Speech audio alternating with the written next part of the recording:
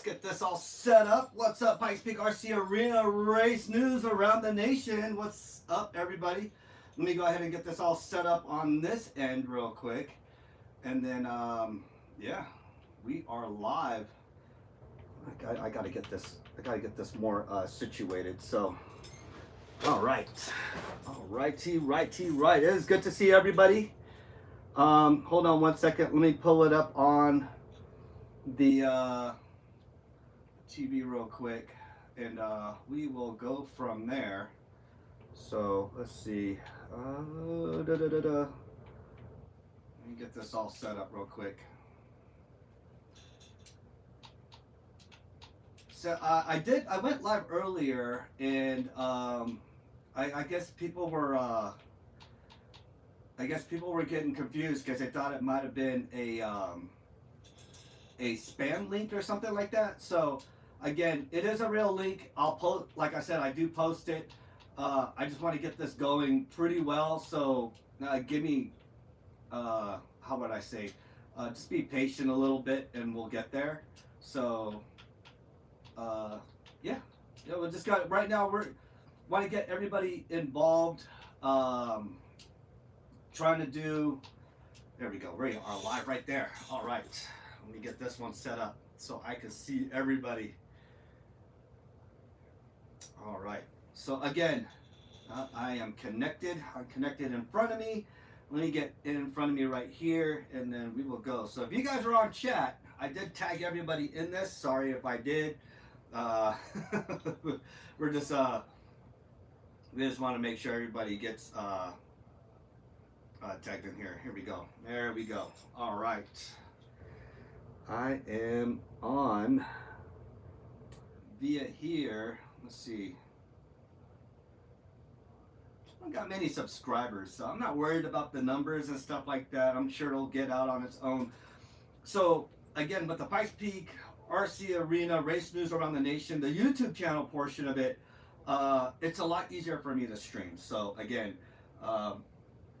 if you guys are out there watching and stuff like that, I got 3 right now watching. So if you are watching, go ahead, leave a comment real quick. Let me know you are there, and we will get going.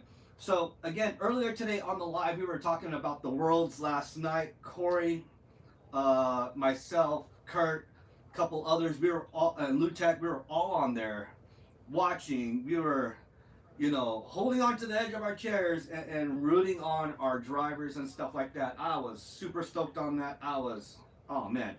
The Worlds this time being on like a clay dirt track in Australia was a different atmosphere for me. At first, I thought it was going slow until the mains. And I'm going to tell you right now, from F main all the way down to the A main, 3, 2, and 1, I'll tell you what, that was some close, tight racing in the last A main for the first 2 10 drivers. I'll tell you what, Rip King came out of nowhere on that one. So I'm sure you guys saw that. If you guys are watching the Worlds, if you guys are watching the 2-wheel drive buggy portion of it, 4-wheel drive's coming up next, and that was something, you know.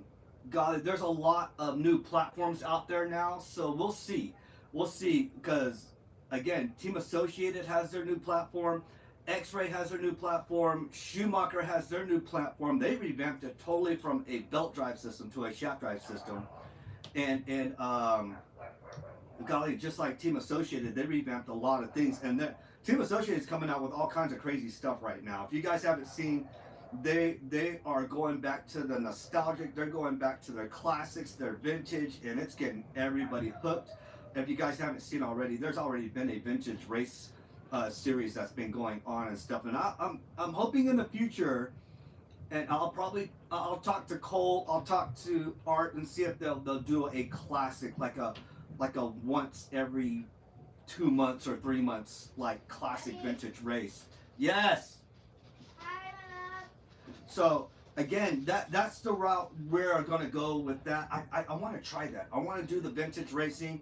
That's where I started off with rear mount motor cars, and I just, oh man, I think it's cool to see that. And the reason why I say this, because in the Worlds, there was a lot. Well, I wouldn't say a lot. There was a few that were driving rear motor cars for for that race, or the race currently going on, and I'm just like, wow.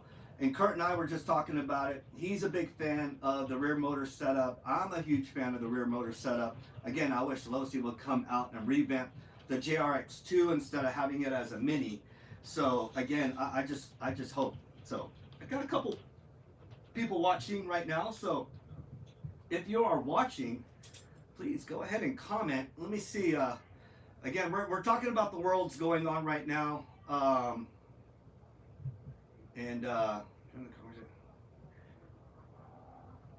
Let's see. Yeah.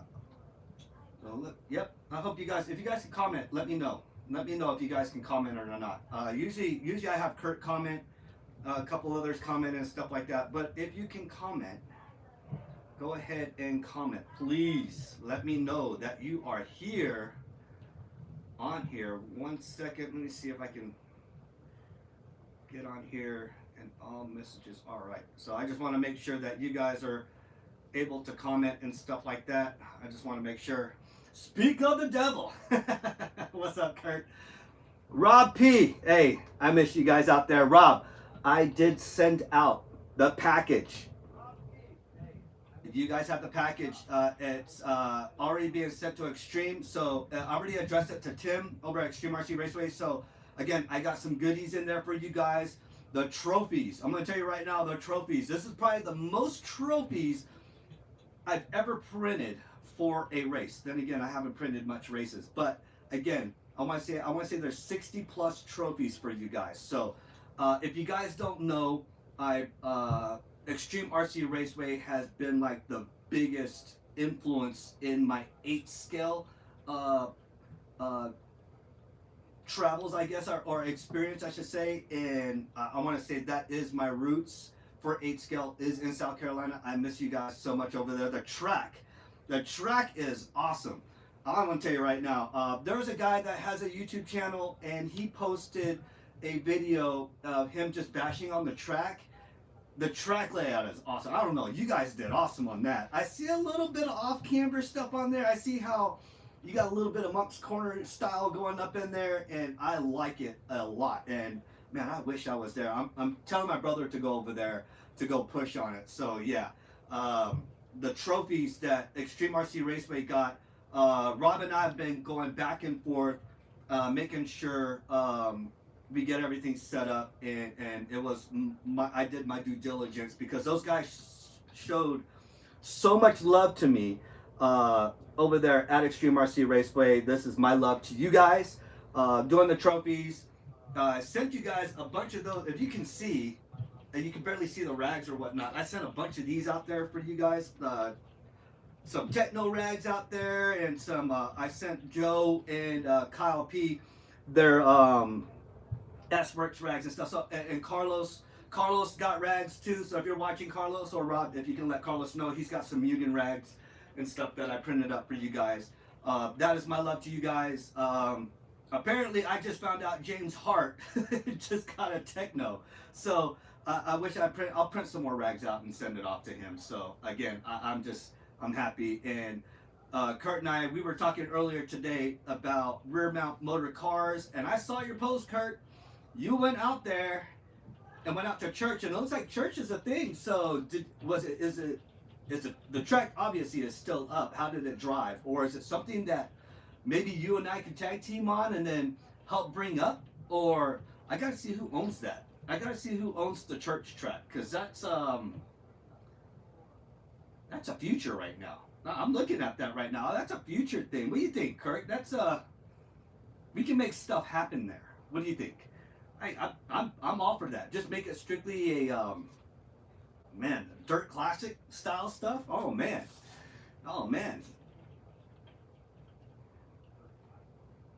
So the foundation is there 100%. So looking at the old pages and stuff, I thought it was shut down. So obviously it's still there. So I wonder who owns that piece of land, or who's in charge of it. I think I'll bring that up, and then I think that'll be something I jump into, because I got gerbils turning in the head right now. So oh yeah, I think No, water supply. Okay, so I see where you're saying water supply, but but watching how Extreme RC Raceway does their supply of water and what they use and stuff like that, they have those big gigantic. I'll send you a pic, Kurt, of these 600-gallon water container things, and they use that to wet the track down and stuff like that. And the rain replenishes it, but I gotta see where's a water source over there to get some water if we need to fill it up. The 600 gallons is a lot. So again, yeah, I think that'll be something to look into. But you said it's super loose, but it's something that we can blow away, sweep away, and groom the track and create a blue groove in there. I think we can do that. So, oh man, I got gerbils turning in my head right now since you posted a picture, and I totally forgot. I totally forgot that that track was there, and it's a forgotten track. So I know people have been using it for bashing, but if we can make it a legit thing, I'm gonna find out who owns that. So that is my goal. That is my goal for next season, because I definitely just like, hey, check this out, Kurt. I pulled it out. I pulled out my B4. I still have my sponge spacers and all that other stuff on there. I think I'm gonna change my shocks and springs to 12 millimeters. I think these are the old school ones. I got some 12 millimeter shocks and stuff. I'll go ahead and put on here, and I found my little bin of B4 parts. So again, I'm excited. I'm excited. Yeah, you got me talking and stuff like that, and then I'm gonna get with Tim over there at Extreme because he has the RC10 GT, and I want that. I want that so bad. That is like a goal right now. I'm down shovel and sweep. Yeah, I don't think it needs to be fixed that much. It looks like it's by your pictures. It looks like it's still there. So a little bit of grooming in here and there. I think we can get this. I just got super excited about this, especially watching Worlds. So if you guys are not watching Worlds, for my 8 scale guys out there like Rob and all them out there, for you guys, you got Dakota Fend out there driving X-Ray. I didn't know he was driving X-Ray. I totally forgot he went X-Ray not too long ago. And then you got a couple of other 8 scale drivers out there. Spencer Rivkin, Aiden Horn. You got Mikhail Orlowski. They're all out there driving 10 scale. And I guess this is where it's at. And we're waiting. Kurt, when's 4-wheel drive hitting up? When's 4-wheel drive starting? Is it starting up today? Or did it start today, or are they just doing practice today and then it goes into Saturday? Let me know, because I think you've been following that more than I have. So, again, my B4 was getting it. I have first gen Losi 22 shocks on my. Okay, so Losi 22s, and I got some Losi 22s as well too. So, I also got some. Okay, all right. B4 is going to get hooked up. And then the B4, like we were talking about, is going to get a Reedy modified motor on there. All right, we're going to put a Reedy modified brush motor on there. Again, I'm going to see how old school this is. I need to take this apart real quick and make sure this is the commutator I cleaned, and the way I clean these with a simple eraser. So I want to make sure, because I think this is the one that, I don't know, the timing on this one's not the way I looked at it or said it. I got so many Reedy motors, it's not even funny. So I got to make sure. I think this one's it. Oh, yep. This one's it. I can feel it. All right, yeah. So this will be the motor I put inside the B4. I'm going to set that aside, and then probably put a old school servo in there. I'm not going to put a high speed. I'm going to keep it old school. So I'm going to put a slower servo than what today's standards are, because today's standards are stupid quick. So yeah, so practice today. So Saturday is the mains. Practice should be today. All right. So again, it's good to always see Kurt on here, because I got a feeling Kurt and we're gonna do wonderful things with some 2-wheel drive buggy rear motor. Don't get me wrong, I'm gonna bring my mid motor out there too, because if we can get that track all situated and stuff like that, again, I'm gonna look into that and let's see what we can do with that. So again, I think that that is very promising. I thought that track did not exist anymore. So again, hey Rob P, if you're watching, I'll tell you what, if you have not seen I'm all nitroed out. I got the I got a Flashpoint FPO2 on here on my Truggy now. So again, I think that's what Justin and Joe are looking into as well too, looking at getting a nitro truggy. So if I ever do go back over there, hopefully I don't know when, definitely that bad boy's coming with me. So again, I'm all about that. Again, Rob's out there. I was hoping Rob would head out to the Georgia Peach State Classic. Again, we had our guys out there, Justin and Joe. Both represented very well. Justin coming home with fifth and second in his respectable classes. Uh, Joe got up to the A mains, and that's more than enough. Me personally, as long as I get into the mains, I don't care where I place, as long as I made it to the A main, and that is like usually my whole goal is to make it to the A main. And I'm when I first made A main over at Extreme RC Racer, I was so stoked. I didn't place anything, but I was super stoked. I'll tell you what, nothing better than having the feeling of being in the A main when you were always stuck in the B main, and then finally getting to it's always a good feeling, especially racing against your fellow peers and stuff like that. So I love racing against Kyle. I love racing against Mark Hankins, James Hart, and Ian. Those are some of my most favorite people to race. Oh, Chuck! I can't forget about Chuck and Tim. Those are my fun people to race against because we stay tight knit and our times are so close within each other, and I love it. So yeah, 8 scales where it's at for me right now currently until I get over to Cole's track. I was on the phone with Cole again today. Talked to him for about almost 20 minutes. We were talking. So again, Cole has a good sized race coming up in mind. We both talked about it today. I want to say probably towards the end of October, the Great Pumpkin Race. I think we're going to figure it out. And that's something that he wants to do.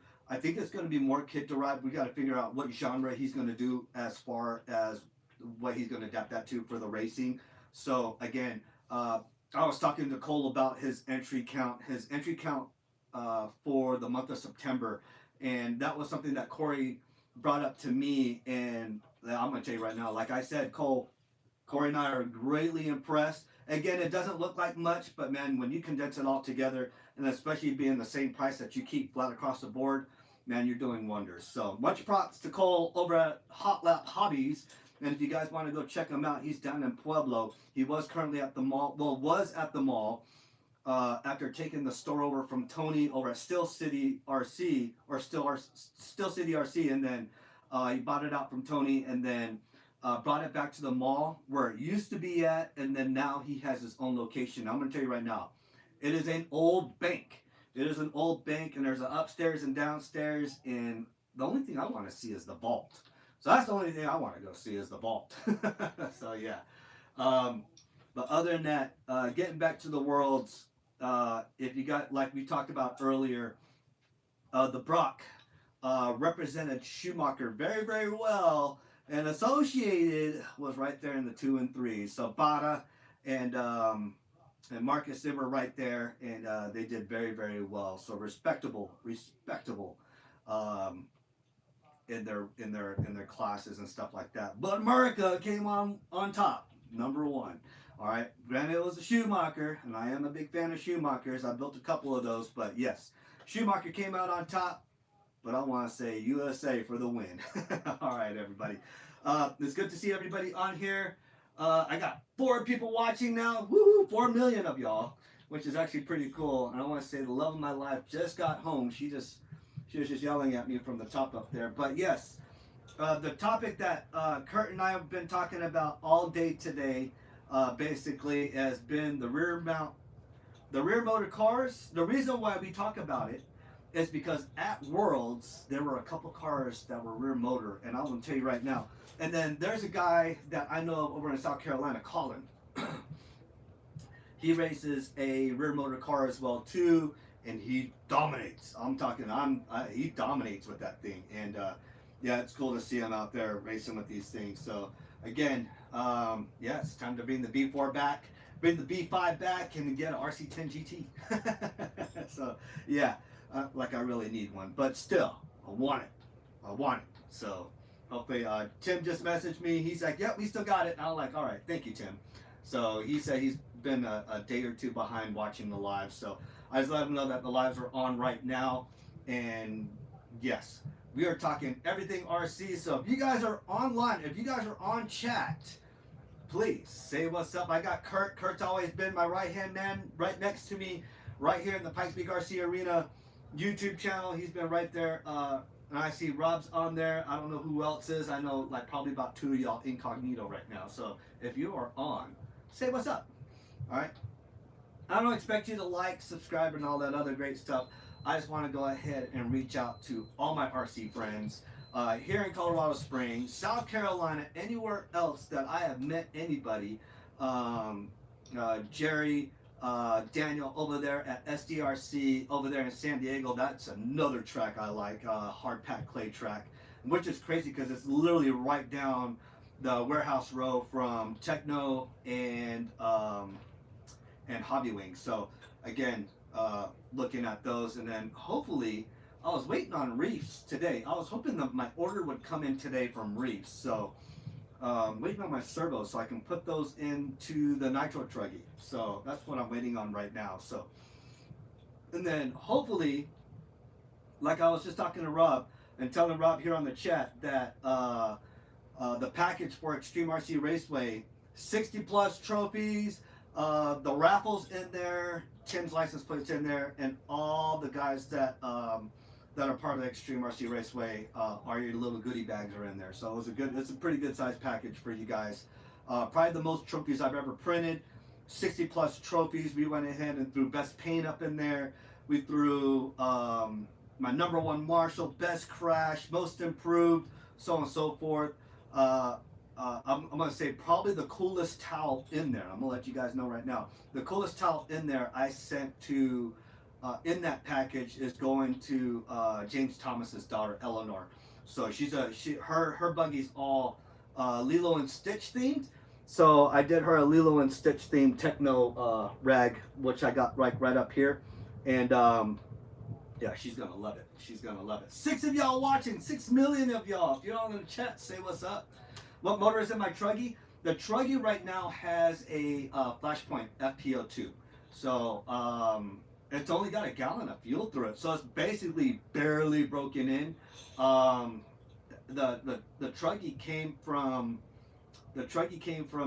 Tom Prindle, and Tom Prindle upgraded it 2.2 style minus the diffs. But other than that, everything else is all 2+2 updated, i.e. the shock tower, so on and so forth. So the other truggy that I got from him actually came from Danny. That's this pink and white one right here. That one is Isaiah's. That's his truggy to drive. Everybody knows my truggy that I've been driving over there in South Carolina, and here at Matt Kyle's, and then obviously my buggy right there. I just got their on the table bodies on there. So yeah, so that's what's on there for right now, until the next race. If you guys don't know already, October 12th, Matt Kyle over at Faster Laps, right here in Colorado Springs, right off of 94 over at Ram.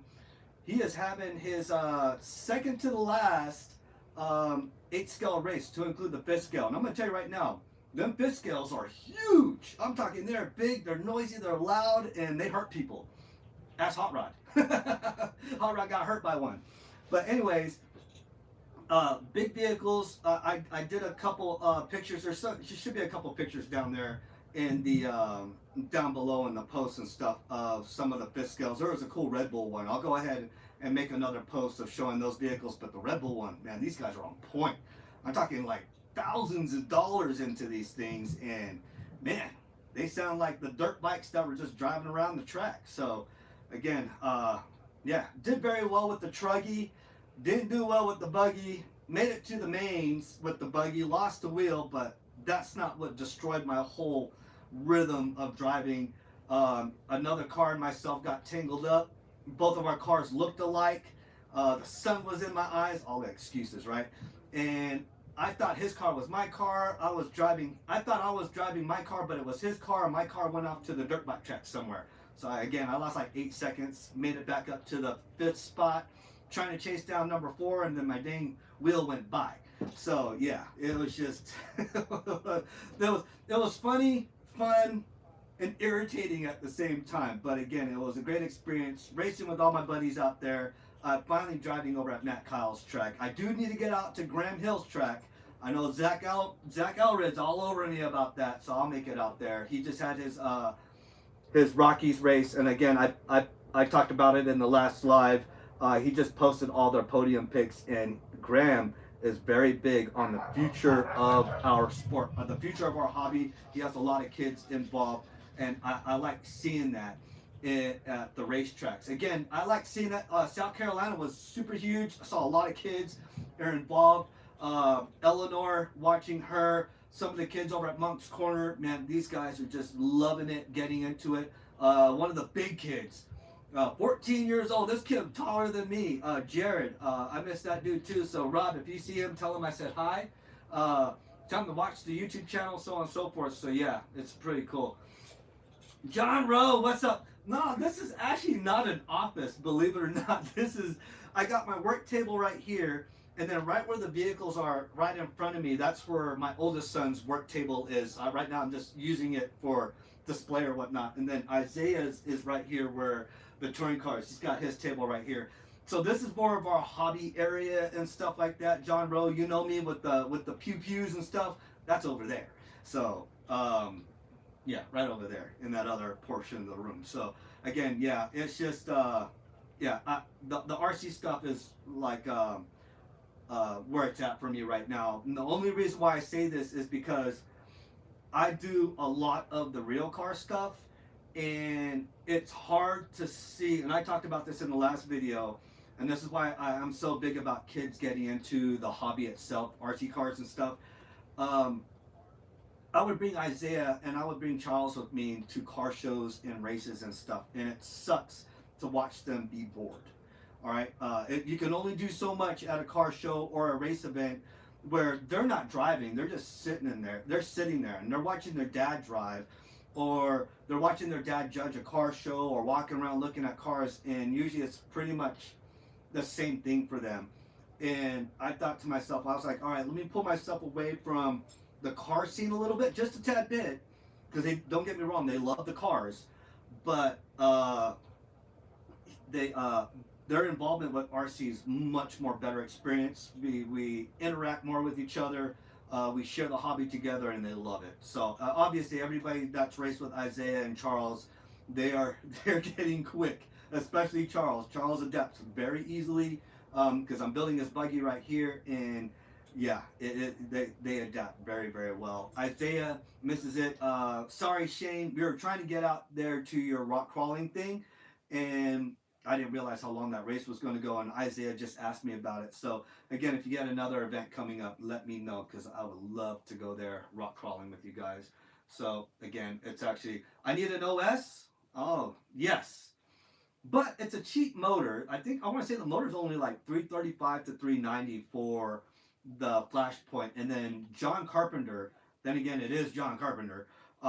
He's using the same exact motor from the same exact person, about the same amount of runtime, and dominated a race, and Swervin was right behind him. So again, I think that PO2, I'm going to start off with that PO2 first. That Flashpoint motor. Then we'll upgrade to an OS, because I'm going to tell you right now, nitro motors are stupid expensive, and yeah, that one up there, upstairs, oh, she'll get pissed if I go spend $500-600 on a motor that I'm not going to be driving as much as I did with these. So again, I'll keep it at the FPO2 for now. All right, I'll keep it at the FPO2. Right now, I'm trying to get my RC10 GT. So shh. So anyways, Pikes Peak RC Arena. Yes, this is it. I hope you guys like the YouTube channel. We do the live here. Kurt's been with me since day one, doing this on the live streams and stuff like that. Corey is right there in the backdrop. He's guiding me. There's other things I'm still learning. There's a program that I got to take a class on apparently, and then start streaming the way like Ryan Style Harris or Lefty from No Name RC Podcast, so on and so forth. So we're going in that direction right now. I am in my infancy, but we are making it work. And with you guys watching, hey, it's all great. So again, I miss you guys, everybody that I raced with over at the Pikes Peak RC Arena, especially those over at Extreme RC Raceway. I hope to see you guys again here in Colorado Springs. I've ran into some of you guys and raced with some of you guys since the arena or the Hobby Town is closed. So again, I will make my rounds. I will get out there to see you guys. Uh, yes, OS is the big name. I have an OS motor in. Is this my OS motor? What is this? No, this is a LRP motor. this is my Hyper 7. So I got an OS motor somewhere. I don't know. It's an older motor, but I'm sure it probably worked just as well. But no, that's my old Hobao Hyper 7. Again, never raced it. I bashed it, and where I bashed at was golf courses, because golf courses are smooth. So, all right. Yeah, 950 doll hairs. Oh my god, that was an 08, 09. I could just imagine. Man, yeah. See, again, it's hard because on top of that, Truggy's very expensive. So you have your motor, you're running dual servos. So I don't even know what speed servos to use. All I know is I'm using raw 500s for the throttle, brake servo, and then I don't even. I think I'll probably go up to a 700 plus for the steering servo, and then from there, I got to figure out what receiver battery pack to use. I got to figure out what bump box to get, what glow plug start to get, what fuel gun or fuel bottle to get, so on and so forth, to stay on top of my game. I think the weights are about the same, so on and so forth. I don't even know what fuel to use here at this altitude, because I know what they use down there in South Carolina. Them being at sea level is going to be totally different from what they use up here, and then adjustments are totally different as well too. So again, fresh, green, I'm purple, whatever, new to the Truggy thing. I'm just happy I got it. So thank you again, Tom Prindle, if you're watching. It was good to see Tom and race with Tom and Big Rich. Yeah. Anyone else here working on anything cool? I don't know. I don't. Kurt, you've been working on a bunch of cool stuff. You were working, like I said. Corey and I were talking about your Rustler, and you made it work. And I give you again mad props on that. I want to say, Rob, what are you working on? I don't know. Rob's been working. Working. He hasn't had a chance to drive, and he's one of the guys that built the new track layout for Extreme RC Raceway. So I hope you got to drive it. So, John Rowe. Hey, to your text message, John, or not your text message, your message via what you sent me on Messenger about Fort Carson. Again, 6 months. Is it worth it? Think about it. All right, and yeah, we'll talk more offline on that one. So, Donald, 30%. I don't think around here. Her VP is quality. Yeah, so Extreme RC Raceway does nothing but VP, and I'll tell you right now, VP ain't cheap. VP, oh man, I'm watching. I think James Hart bought a whole case, but I think you buy a whole case, you get a deal. But man, per gallon, oh my god, that's expensive. That adds up after a while. But then again, who am I to be talking about fuel? Because I spent $120 on 5 gallons of fuel. So again, for the Red Bull Honda upstairs, and yeah, whatever. So I guess it doesn't. All right. Yes. Again, John, like I said, yeah, take that in consideration. I've never heard of that company either. So if you're dealing with Stryker, if I were you, go look directly into General Dynamics. Don't try to stay away from the subcontractor things. And I'm sure anybody that's dealt with contractors before, try not to go into the subcontractor thing. Try to go direct. So if you're going to go BAE, do not be a subcontractor under BAE or General Dynamics or even Mantech or anything like that. Just try to be directly right underneath that. So that is my advice to you, because I know I talked to you a lot over at 576, and you always took to me for advice, and this is my advice from brother to brother. Hey, try to get to a direct contract, not to a subcontract under a main contract, because man, I'll tell you right now, it's crazy how things are working these days because they can eliminate you and be like, hey, your services are no longer required. And they can tell you right there, you could be working for them for 15 years, and I've seen it happen. All right, so again, yeah.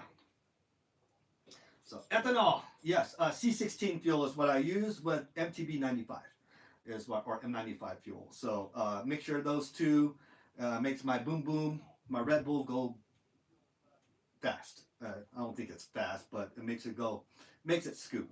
So, all right, yes, most definitely, John. You're welcome. You're welcome. You're welcome. Again, it's good to see you guys. I got 9 people watching. If you are watching, please comment. I got John on here. I got Rob on here, and I got Kurt, my right hand man, here on the channel. He's my number 1 right now. So again, if you guys are watching, comment below. We are talking about the worlds. We are talking about what's going on here in Colorado Springs. For those that don't watch the videos much, that don't have Facebook or whatever, again, there are plenty of tracks here. Please support them. All right. On top of the Hobbytown arena closing down, whatever. Again, my whole focus has changed, and I'm trying to get everybody making sure they are taken care of. All right. So again, starting way up north, we got Graham. Oh no, we'll go Hobby Eplex. They got their track. They just got new carpet a couple months ago. I talked about this in the live. So again, they got their own little RC car stuff going on. They race out there as well too. Graham Hill, again, I speak of him a lot. Have not met him yet, but he is the team manager for Techno in this region. So if you guys want to hit him up for anything Techno related, Graham Hill is your guy. Also, he has his 8-scale track out there. Big supporter of our future RC car drivers, helping them out a lot. So I give him mad props to that. Again, he just posted his podium pictures for this Rockies race. Coming down into Denver, we got Justin over there at Westminster. He does his 1RC. I think he does Mini Z, and he has that cool thing going on, which I was talking to Corey about not too long ago before we closed. He does Monster Jam truck racing. Ain't that cool? It's exactly set up the same way as a race in that S pattern, and it's actually pretty cool. The Armas, the Traxxases, which are perfect for that, the 4-wheel drive Stampedes, so on and so forth. Those are your that monster truck jam. So if you guys like monster trucks, your kids love monster trucks, Westminster, go see Justin over there. He does lead the way for 1RC racing up there. So yeah, go ahead, check him out up there at Westminster, Hobbytown. Then you got Eric Adams, the Mafia Moore guys out there, Moore RC Raceway. Got EST established since 1986. He makes sure that is very clear. Eric Adams is the new owner, took it over from Mr. Yoda, and he's doing wonders with that. He actually revamped the whole entire track. He took the strong enforced advice from everybody and redid the whole track. He's got a lot of help over there, and it is a glued track now. So if you guys like glued tracks, or if you've never driven a glued track and you want some traction on some dirt and using slicks, hey, Moore RC Raceway is the way to go up there in Aurora area. Also, you got 5280 and 5280's new addition, Art Screamo, leading the way with that, sponsored by X-Ray. Cool guy, you can't miss Art. He's like 14 inches shorter than me, and I'm not that much taller. So again, Art Screamo's leading the way over there at 5280. They implemented the new off-road carpet track over there. He got the old carpet from the Pikes RC Arena, and he's using that, and they're doing wonders over there. On top of that, they do on-road racing, they do Mini Z racing, and when I speak of Mini Z or 128 scale racing, they got Worlds coming up very soon here next month. Worlds is coming up, so if you guys have are signed up for that, get ready, because man, I'll tell you right now, that's going to be awesome to do. All right, so again, the Worlds is coming up. We do have a multiple world champion that lives here in the Pueblo area, Michael Maldonado. Yeah, he's one of those world champions with the 128 scale. Not too long ago, sponsored by Reflex, and yeah, dude is fast. He's fast with anything he touches or drives, and he's quick. Not to mention, we do got a lot of fast drivers here in Colorado. But again, 5280, Art Screamo is leading the way for off-road buggy. If you guys want to get into the on-road thing, yeah, just hit me up because there are times I get invited and I have not went up there yet. So yeah. Um, again, we are getting there. Believe it or not, Kurt, I got to talk to you on that one. What your post is. I want to say, Cole has over 300, close to 400 plus entries last month. That's a lot. That's a lot. But anyways, 5280. Go ahead, hit up Art Screamo for the off-road portion. I don't know who to hit up for the Mini Z. I want to say Jim McGee, or I think I forgot who it is. John Barr. Maybe those guys might know what's going on with the on-road portion. They do have a schedule up and stuff, and it's a very complex schedule. So again, take heed when you guys go onto 5280's Facebook page. They do have a schedule up there. It's kind of it's stacked, and it's there's a lot going on. All right. Coming down to Springs, we got Matt Kyle with Faster Laps right here off of 94 over at Ram. Again, I just announced it October 12th. October 12th, he has his second to the last race for the season. So October 12th, you guys are going to race 8 scale. I hope to see you guys out there. Kurt, he does have a class, Run What You Brung. What better way to bring your 10 scale out there? Maybe I'll bring mine. I don't know. We'll see. We'll see. But it is a good size track for that. So, and you got a lot of good visibility. Going down south, well, I can't really forget about the Dizzy Drome. It's not really a funded track, but I'll throw Eric out there. For those that like oval in a bowl, the Dizzy Drome, I've heard a lot of great things about it. Go hit him up. He has came to the arena and raced oval with us, and this guy does wonders with titanium. He makes these custom titanium bikes. It's crazy. I'm talking like $7,000-8,000 bicycles, and they got the weirdest, craziest design patterns on them. So again, the Dizzy Drome down here in Manitou. Then we get all the way down to Cole's Hot Lap Hobbies down there in Pueblo. I just talked about him as well too. He may have a big race coming up, the big pumpkin race. We'll see. It's going to probably obviously be here in the month of October. We'll see how that goes. I'm not sure what genre he is doing, but he does do a lot of genre of racing, and his schedule is packed. It is packed. So if you guys like 1RC racing, he does that. You guys like on-road racing, he does that. Off-road racing, he does that. Golly, he does it all. Mini B racing, he does that. So again, Mini Z racing as well too. So again, if you guys got to keep in mind also, Cole is still setting up. Again, I talk to him almost every single day, and right now the upstairs portion is where the temporary 10 scale off-road track is, and probably obviously the on-road portion. Also, forewarn you guys, do not use the sauce on the carpet that's upstairs. Wait until the track gets built downstairs and you guys can use sauce. We do have a little girl that is highly allergic to that stuff, so we're going to keep the sauce down in the downstairs track when that gets all situated. So that was something that Cole brought up to me, but I'm speaking about it on my own behalf because again, our kids are our future. They're the ones that are going to continue on with the sport. So yeah. Again, do not sauce over there at Cole's Hot Lap Hobbies until the track downstairs is completely done. So again, it is only temporary upstairs for now. So we got a couple of our guys that are local here in the Springs that head down there. Polly. We get Pete that gets down there. Scrappy heads down there. Obviously, Hot Rod heads down there. John Carpenter's head down there a couple of times. So again, we do got a lot of support from our guys up here in the Springs. Not to mention Kurt. Kurt's there as well too. Kurt has posted a couple videos driving his highly modified Rustler on that track and pushing 6-second time. So that gives you guys an idea of what the size of the track is. But again, it's only temporary. So again, Cole set that up for you guys so you guys have something to drive on.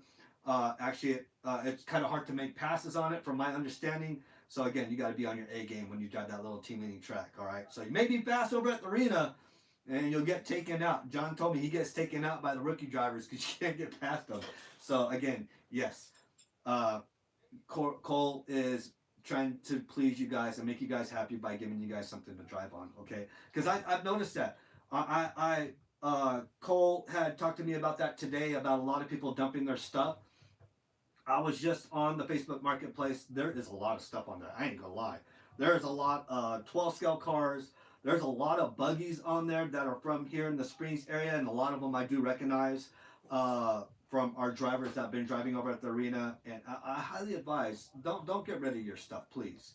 Um, Again, Kurt just excited a bunch of gerbils in my head, and we'll see if we can get something going and make church a thing. So, in conjunction, just the dirt. All right. So again, 10 scale dirt stuff, maybe some short course stuff, but again, we're not going to take away from the other tracks. I think this will just be a fun thing that we do and stuff like that, and give little waffles or raffles out and stuff like that, you know. So again, little contingency things, and I like doing that with you guys. We've done that for the last couple of races before the arena shut down. You know, doing questions and stuff like that, or you know, giving incentives. You know, Josh's son, trying to get him, you know, if he can pass Scrappy on this lap, or if Tom makes it from the back and beats everybody, he got a plate and stuff like that. And I like doing that for everybody. So again, it gets something to for everybody to get, and that's what I just did for Extreme RC Raceway. So if you're watching, Tim, you guys got a bunch of cool little contingency trophies to give out. So again, I think that's pretty cool. Yeah, I got 7 of y'all watching, all 7 million of y'all. Kurt and I were talking about earlier about the B4 buggies, the rear motors, because they are racing them over at Worlds. Not to also include the B5 rear motor, not the B5M, the B5 motor. And yeah, this one was Isaiah's, and he was driving this for a while. He was just bashing this out in the school across the street over in the dog park area, and it's a pretty cool car. I'm gonna upgrade. Matter of fact, you know what I'm gonna do? The shocks that are on this are gonna go on that, and then I'll upgrade these with the 12 millimeter body ones. So from like the B6.3 or something like that. So I'll go ahead and do that. I do got some 13 mil, but I'm not sure if the 13 mils will fit on there. So we'll see. We'll see. But yeah, this one needs a big upgrade because I do got a bunch of springs from Corey from the B5 platform. So yeah, I want to go ahead and upgrade that a little bit. But again, I'm working on Charles's buggy there. Yeah, almost done. I just need to put the bushings up in there and then get that all sorted out, and then mount some new Avid wheels on there. If you guys have not seen Avid's new wheels, they got that concave on there, they got that valley, and it keeps you from making a mess with your glue. So that's actually a pretty cool thing. I do got the trusses. I don't know what I did with the trusses. They're over there. I'm not getting up. But anyways, I did a video on that, gluing and stuff like that. And yeah, that's pretty cool. I love those wheels.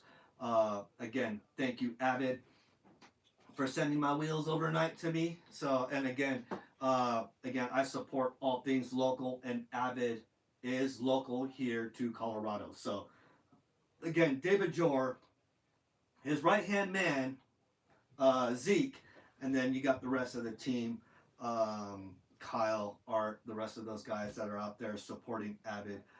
By no means I help out Avid as much as possible, promoting them, and because I love their product. They got great products. They're always coming out with new stuff, and they're very innovative in what they do. So I'm a big supporter of Avid.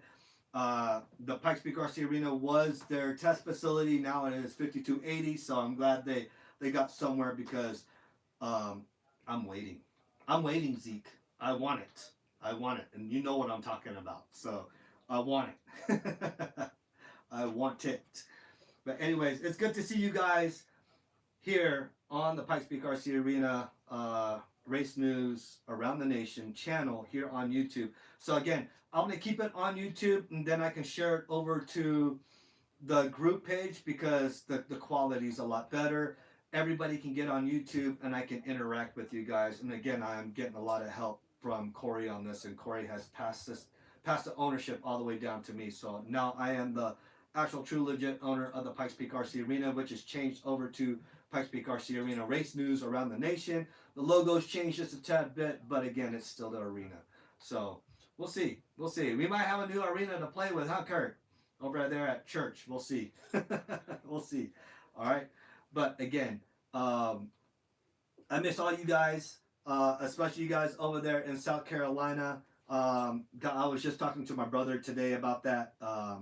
Yeah, hopefully they got their big, humongous race. So if you guys are watching out from South Carolina, again, October 24th, 25th, and 26th uh, is their big race, the Autumn Showdown. So the Autumn Showdown is going to be very huge over there with their new track layout. Literally, they just did a brand new track layout, I want to say almost a week and a half ago. They do got storms coming in, so on and so forth. But the way the track is, the way it's groomed now, oh my goodness, it is awesome. I wish I was there to drive it because it's a fast, technical track, and I like that. And I got a feeling there's going to be a lot of head-to-head racing, and I like racing like that. I love close, tight pack racing. Again, one of my favorite people, or some of my favorite people to race tight pack racing with, on road wise, LMH with John and George. I love racing them on tight pack racing. So yeah. Let's see. Luz and Lomi. Anyone else in? I don't know. We got Cole up. We got Cole up at 5280 status. I told you I'll talk about you on that one. I don't know who's all watching right now. If you are on, who's watching? Because I know Kurt's on. I know John's on. I want to say Rob's on. If you guys are watching, leave a comment real quick. Kurt is talking his ass off here in the chat. He's the only one I get to talk to. All right, Kurt and I are going to become best friends. Chris Timone, what's up? Dino! What's up, Dino? Are you based out of here? Chris, where are you based out of? Where are you based out of? It's good to see everybody here on the Pikes Peak RC Radio channel. Lutek is, he's based out of New Jersey. And again, I met Lutek on chat. Okay. Oh, I know. All right. Never mind. I should have read the last name. I went to public school. I didn't see the ranks. Dino, I have not seen, man, you should have came out and raced those last couple races, Dino. Should have. I said it was good seeing you and your wife the last couple days there. So, yes, Corey still does have the timing system, and I think I'm gonna talk to Corey about that. We'll see.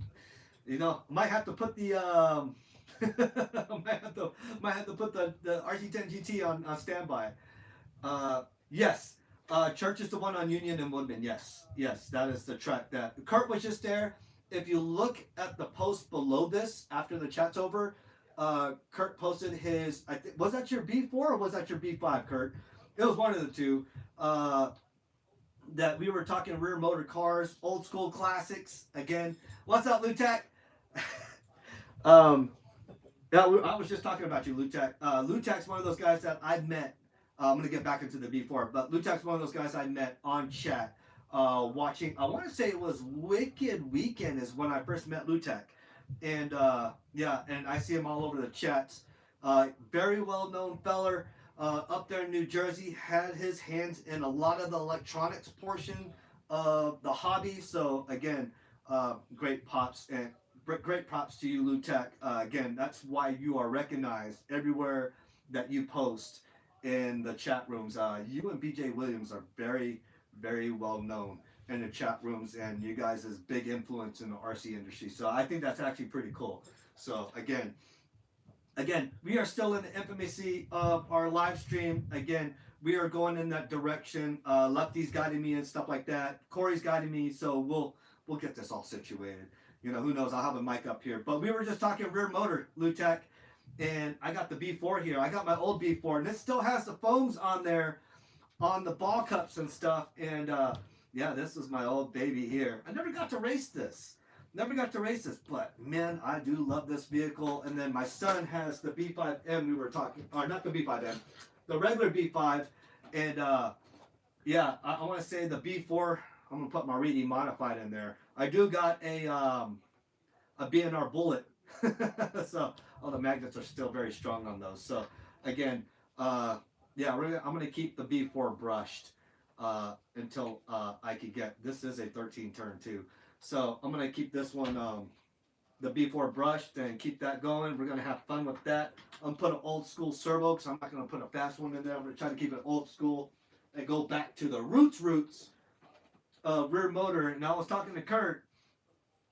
I was I was talking to Kurt that I wish they would bring back the JRX2 Pro in 10 scale, not that mini stuff, 10 scale, and I hope to God they do that. So I hope Kyosho comes out with theirs. I think they did. Who has the Ultima? Oh, you're astute. You never raced your astute? I thought you did. I remember we were talking about that.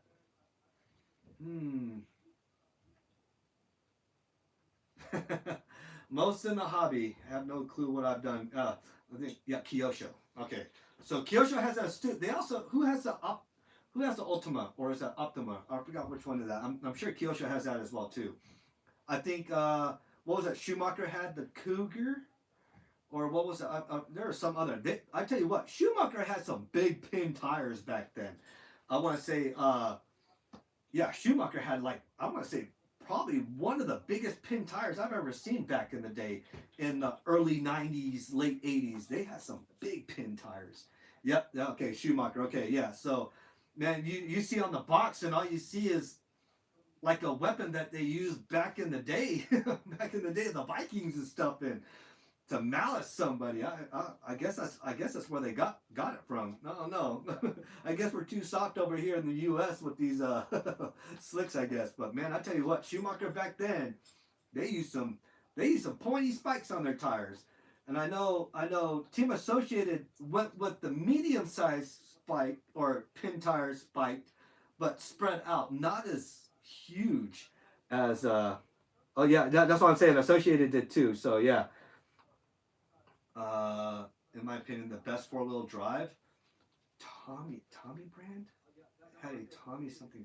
I don't even know. Back then, I really didn't know much. I knew of Losi, and I knew of Associated, and me being in Guam, Kyosho is like super close to Japan, or Guam is super close to Japan, so Kyosho is very, very dominant over there. But it was more of the bashing style. Like I said, I was talking about that the other day. We were talking about that the other day.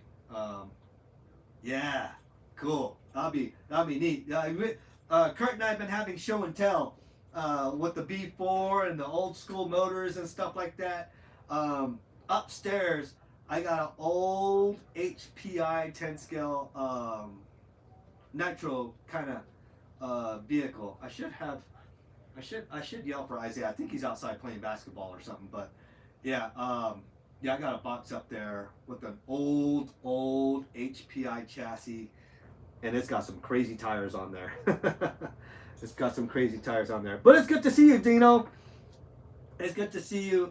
Met Dino when he started racing over there at the track.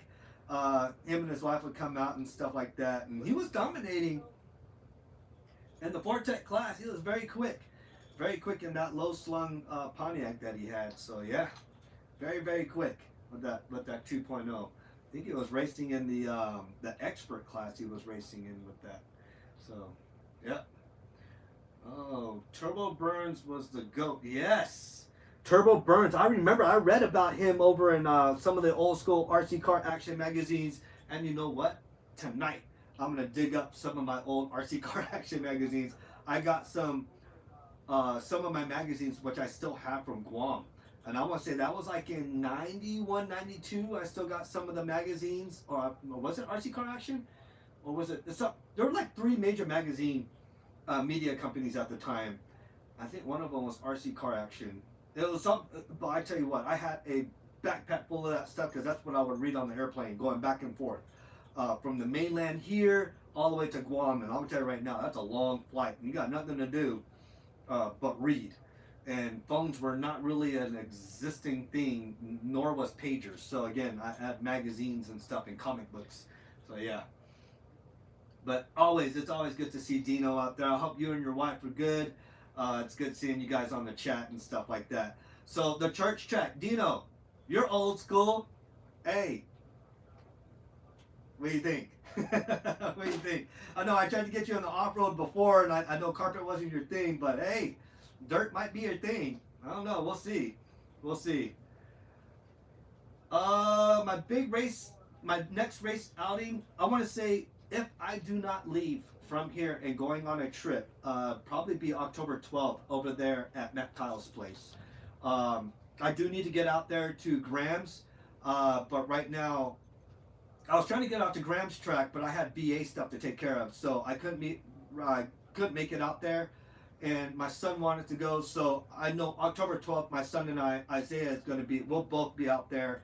He'll be racing truggy. I'll be racing truggy. I'll be tuning buggy. I may race buggy, but I'll probably stay focused on the truggy aspect so I can get Isaiah used to driving 8 scale, because he's been watching the videos, but he's never driven 8 scale, and Isaiah drives very well on carpet. So now I have to break him back from that and tell him there's a little bit of drifting and there's a little bit of sliding. There's actually a lot over at Matt Kyle's track on with the 8 scale, and I'm going to tell him don't be afraid to break the vehicle, because or land the way you do with 10 scale braking it. You can't do that with 8 scale, because these things are very robust and these things barely break as it is. So yes, faster laps, yes.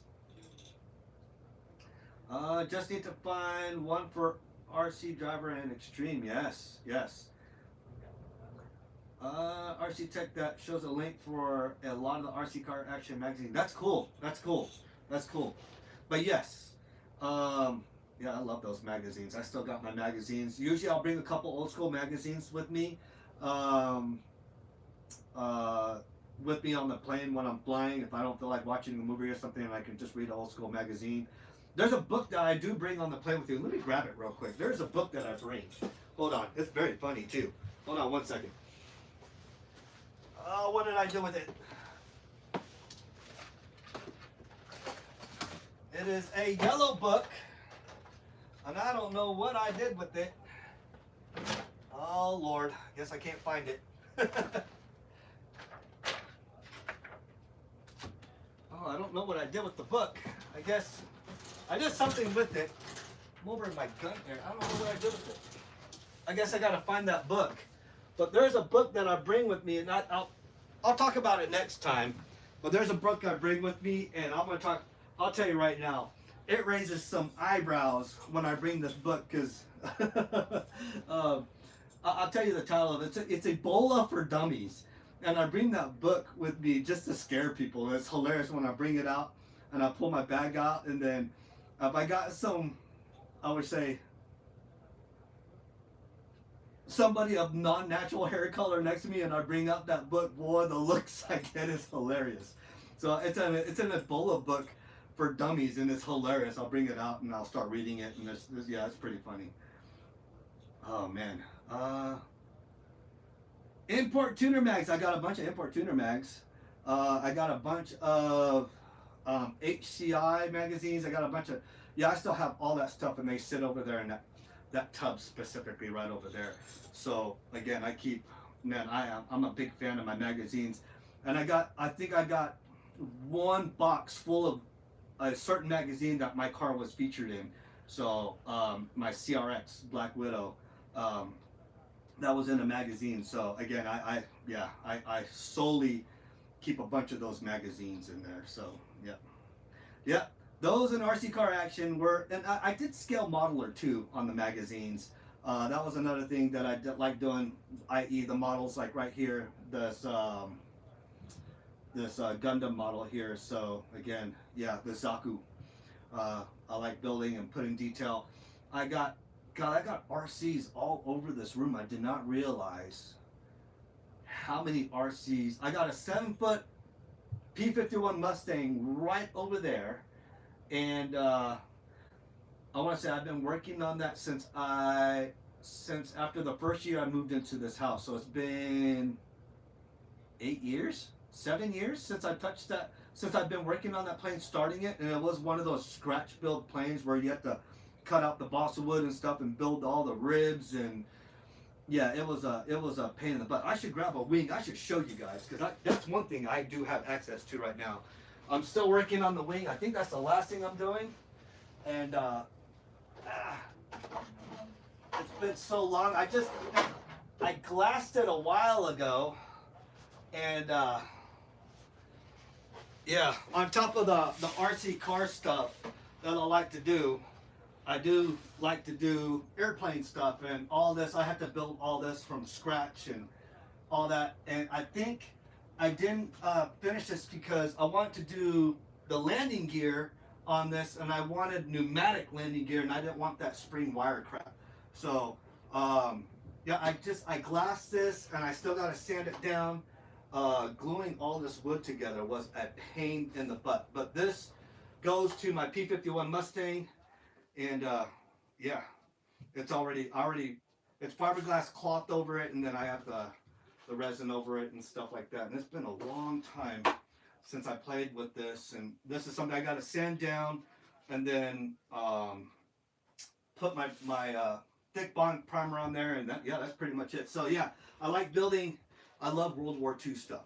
I'm a big sucker for World War II stuff, and yeah, RC tanks and RC airplanes. I love World War II stuff. So yeah, that's the Pacific Fleet and a little bit of the German stuff. But yeah, I like that a lot. I'm gonna put that right there. Remind me, I do gotta put that. I definitely gotta put that back up because I don't want that wing damage. I want to say I spent almost 3 weeks building that one wing, and then 2 weeks building the other wing. The other wing's already done, and then the fuselage. I'm not bringing that whole thing because that takes up. It's longer than the table. The fuselage, and I forgot. I'm running a true gasoline motor in that. So yeah, I like the RC. Anything RC, I love. Technically, and that's what led me over working with my dad on some other military projects dealing with robotics and stuff like that. And then we got involved with the high schools, dealing with them on robotics because, again, it's all gyros and servos and stuff like that. And once you get that programming down, it's too easy. So again, that was one thing that I was helping out, teaching the high schools and stuff like that over there in Texas. So I had a blast doing that. But again, love my RC stuff. We have an RC airfield in Spring. It's in Falcon, actually. We have, so if you remember John Calvin was one of our guys that passed away not too long ago. He had that big gigantic semi truck, the Marvel one, that was over at the store for a while that he was selling. But his son, Ryan Calvin, big RC pilot. I'm talking, he's gonna do the maiden voyage for the P51, and we'll do the trainer stuff or whatever. He'll make sure not the trainer stuff, but the trimming on the plane as it's up in the air and stuff like that to make sure it is fully legit to fly. Again, it is a scratch built style plane, and yeah, again, he'll be the one to do it because he flies jets. And it's right there on Falcon. They got a full asphalt landing strip, so on and so forth. And yeah, it's pretty big up there. And then also model rocketry. If you like model rocketry, Pueblo is probably the only place where you're allowed to. If you guys watch any of the model rocketry that happens here in Colorado on YouTube, and I'm talking, they got some guys, some big wigs out here that launch model rockets like almost into space, I should say. I'm probably exaggerating a little bit too much, but again, the model rocketry over here is huge. I had that green rocket that was hanging up on the ceiling over there at the Hobby Town, and that was a level 1 rocket, and I had to get a license for that. So again, because you have to build and pack your own motors, and yeah, that was a huge thing. And that rocket was designed by one of the top rocketeers that were in this area, and he passed away, and I have the rocket now, so it's actually pretty cool. So yeah, yep. Turbo magazine, yeah, I got Super Street Turbo. I got a bunch of those magazines still. But yes, there is an RC airfield here, not in Springs, but out in Falcon, and it's not too far. So again, there's a lot of people that fly out there. Taking my F-86 Sabre out there. I had my yellow purple stunt plane. I have a humongous 3D stunt plane that I would fly out there. The P51 Mustang that's hanging up right here. I have another P51 Mustang. I want to say that's my 7th scale? 6th scale? Seventh scale. I want to say that's my 7th scale P51 Mustang, and that's a true 4-prop plane too. So again, yeah, I like that a lot. Again, Pikes Peak RC Arena race news around the nation. Yeah, we're talking anything and everything RC. So right now we're talking the RC airplanes. I didn't think I would get into that, talking about that and the RC tanks. Matter of fact, my younger brother, he just sent me a video of his headlong tank. He's like, hey, these things are cool. And I sent him pictures of mine. He was like, what? I was like, yeah, all metal track, all done up, things stupid heavy. And that's my German. I'm looking at it right now. It's my German Panzer tank up there. So, or no, the Tiger 1 tank. So, and I got that one all detailed up. Oh, look who graces us with this presence. Say what's up, Isaiah. Isaiah. I know some of you guys race with Isaiah. He missing racing. You ready to race October 12th? Yeah. Yeah? You're going to race your truggy there. You know that, right? I'm going to get you all trained up. So I showed Isaiah some racing on YouTube, and yeah, don't be afraid, son. You're not going to break it. You're not going to break it. It's not. They don't break like these do. Oh. Okay? They don't. Those are much more stronger. Okay? So yeah, you'd be surprised, son. I'd be nosediving some stuff. Then remember when you were driving your purple silver buggy, this one right here? Mm-hmm. Yeah, we were just talking about that. So there's a racetrack here in Springs. That's a dirt track. You can go practice on that. You can go out there and go drive it. Run up a couple battery packs to it. So yeah, thanks Kurt for reliving the yes, a toddler could fly in that thing. Yes. Yeah, seeing the wing. Actually, the wing is about the same height as what Isaiah is standing right now. So,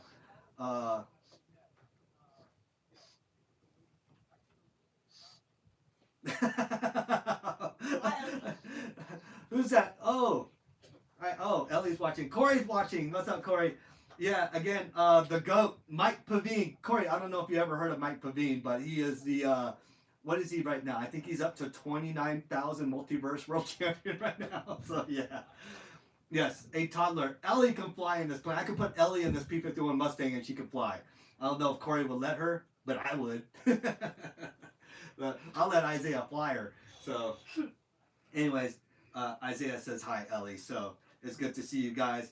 We are here at the Pikes Peak RC Arena, RC race news around the nation. This is our little headquarters area. Again, Isaiah's desk is right over there. That's where he normally sits. Charles will be right here in front of me. Because I know John Rowe was like, oh, cool office. And I was like, no, this is all courtesy of Corey. All right. This is the motorized table. This is the table actually that we were using to announce from over there at the arena. So this is that table. And the table that was kind of catty corner from that, up in the walkway, that's that in front of that. And then, no, that was that one. That was the other table that was in the back area that was holding the microwave and the other things. So yeah. And I think Sal got the other table. Did somebody just come downstairs? Who just came downstairs? One of the pugs came downstairs. So again, it's always good to see you guys. 31K. Oh, 31K now, Lutek. Oh my goodness. Oh my goodness. 31K. Mike Praveen, Lutek. I'm excited for four-wheel drive Worlds this Saturday. Kurt just let me know because I didn't know the whole schedule. So today's practice. So I guess I'm assuming tomorrow will be quals, and then I think we're going main Saturday. So I'm super excited. Corey and I were talking about it for four-wheel drive because I'm actually anxious to see how Dakota Fenn does in four-wheel drive if he is driving four-wheel drive in that. And I know Aiden Horn's very dominant in that. I know Spencer Ripken's very dominant in the four-wheel drive 10-scale class. So I've been watching them. There's a bunch of excellent drivers on there. Again, I want to see how X-Ray does with their new platform. Again, Schumacher has a new platform. They went away from their belt drive system. They got a shaft drive system. And obviously, everybody knows Associated has their new platform out there as well, too. So I'm super excited to see who does it for four-wheel drive. Because now that I'm more in tune right now with the 8-scale, I think I'm gonna focus a little bit more on my four-wheel drive buggy. And I noticed that I should have noticed that and locked onto that watching Chad Bartlett do that. So yeah, let's see.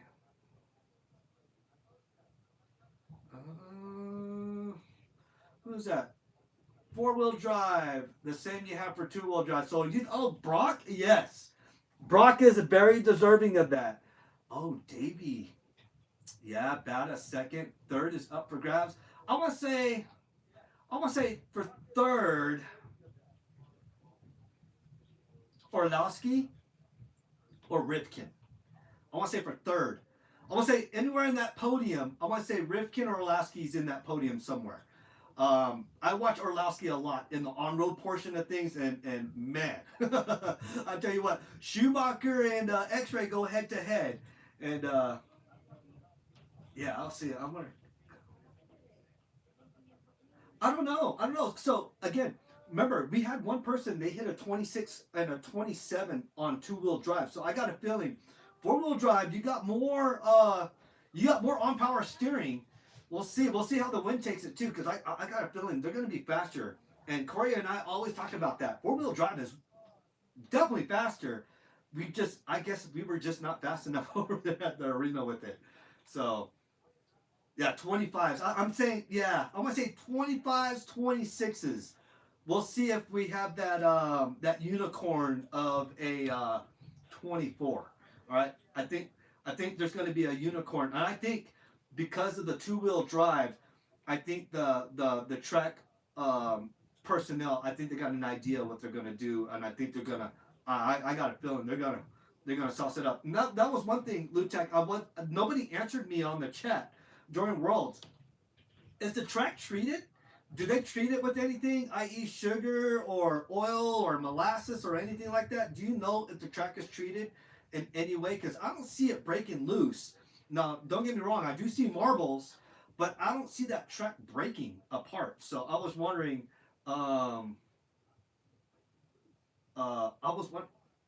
you think low 20s? Yeah.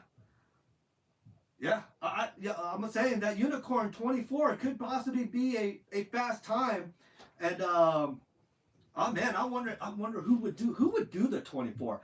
Now I've seen Aiden, I've seen Mr. Horn, I've seen him launch and do some crazy things with a 4-wheel drive buggy that some of the other guys have not done yet. So, but then again, the track does not have that many features, but it is technical in its variation due to weather and stuff like that. So again, I'm actually anxious to see. I don't know. I think Aiden Horn might come out. I don't know. I don't know. He is kind of cocky too sometimes, but he makes me laugh. So I like Aiden Horn.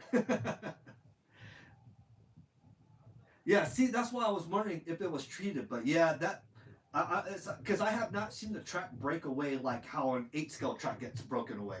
So again, like Wicked Weekend, remember all the minefield coming off of that hook? So I was wondering if I didn't see that at all. I didn't see no deformities.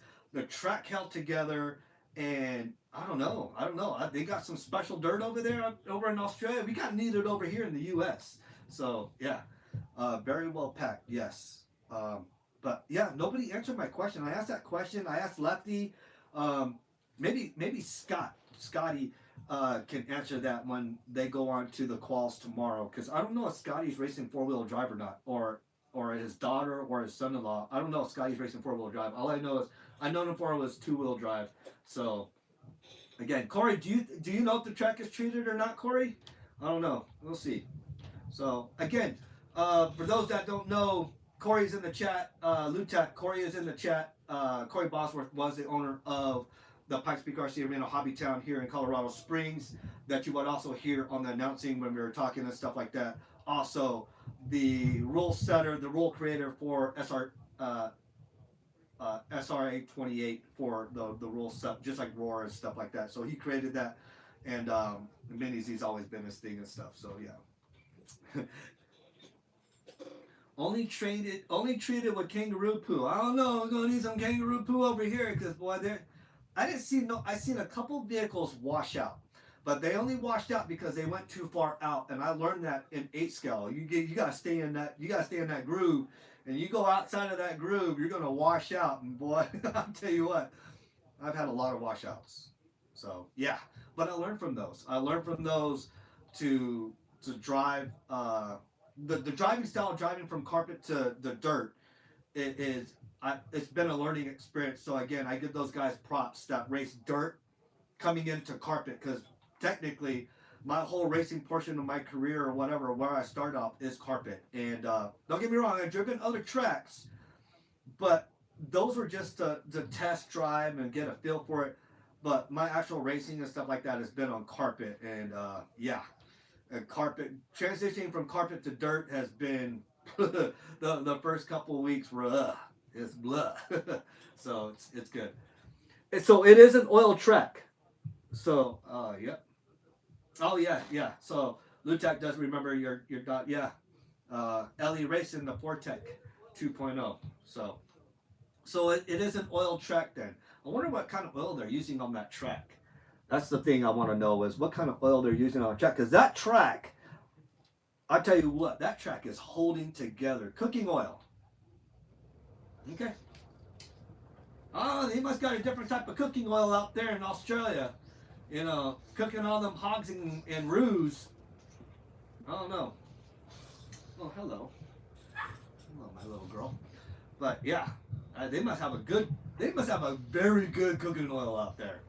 So, because I know the cooking oil we're using out here is either yeah, it's already used cooking oil. So yeah, it makes me wonder what kind of oil they're using because that track is holding together just fine. But then again, the 10 scales are not as destructive as an 8 scale vehicle is because I tell you what, like I said, my first time driving 8 scale, I'm over here tapping the brake and I would nosedive or case a vehicle, and I was always scared that I kind of tacoed my chassis and stuff like that, like Corey did on his chassis.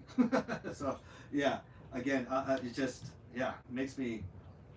I know I already taken apart my chassis already and check if they're still flat, and they are because boy, I did some casing with those things, and we did see a couple casing on Worlds too. Some people were coming short of the jump. I guess they didn't want to catch too much air because of the wind. Because I tell you right now, the wind was a very big factor in the Worlds, the mains. I'm talking from F main all the way down to A main, where the races were so tight. Wind was a big factor, and that double going into the hook and then back onto the straightaway, man, that was the game changer right there. I thought it would be where the Coyote cones are at, off of that offset right there, but the game changer, in my opinion, was the double. So yeah, the double.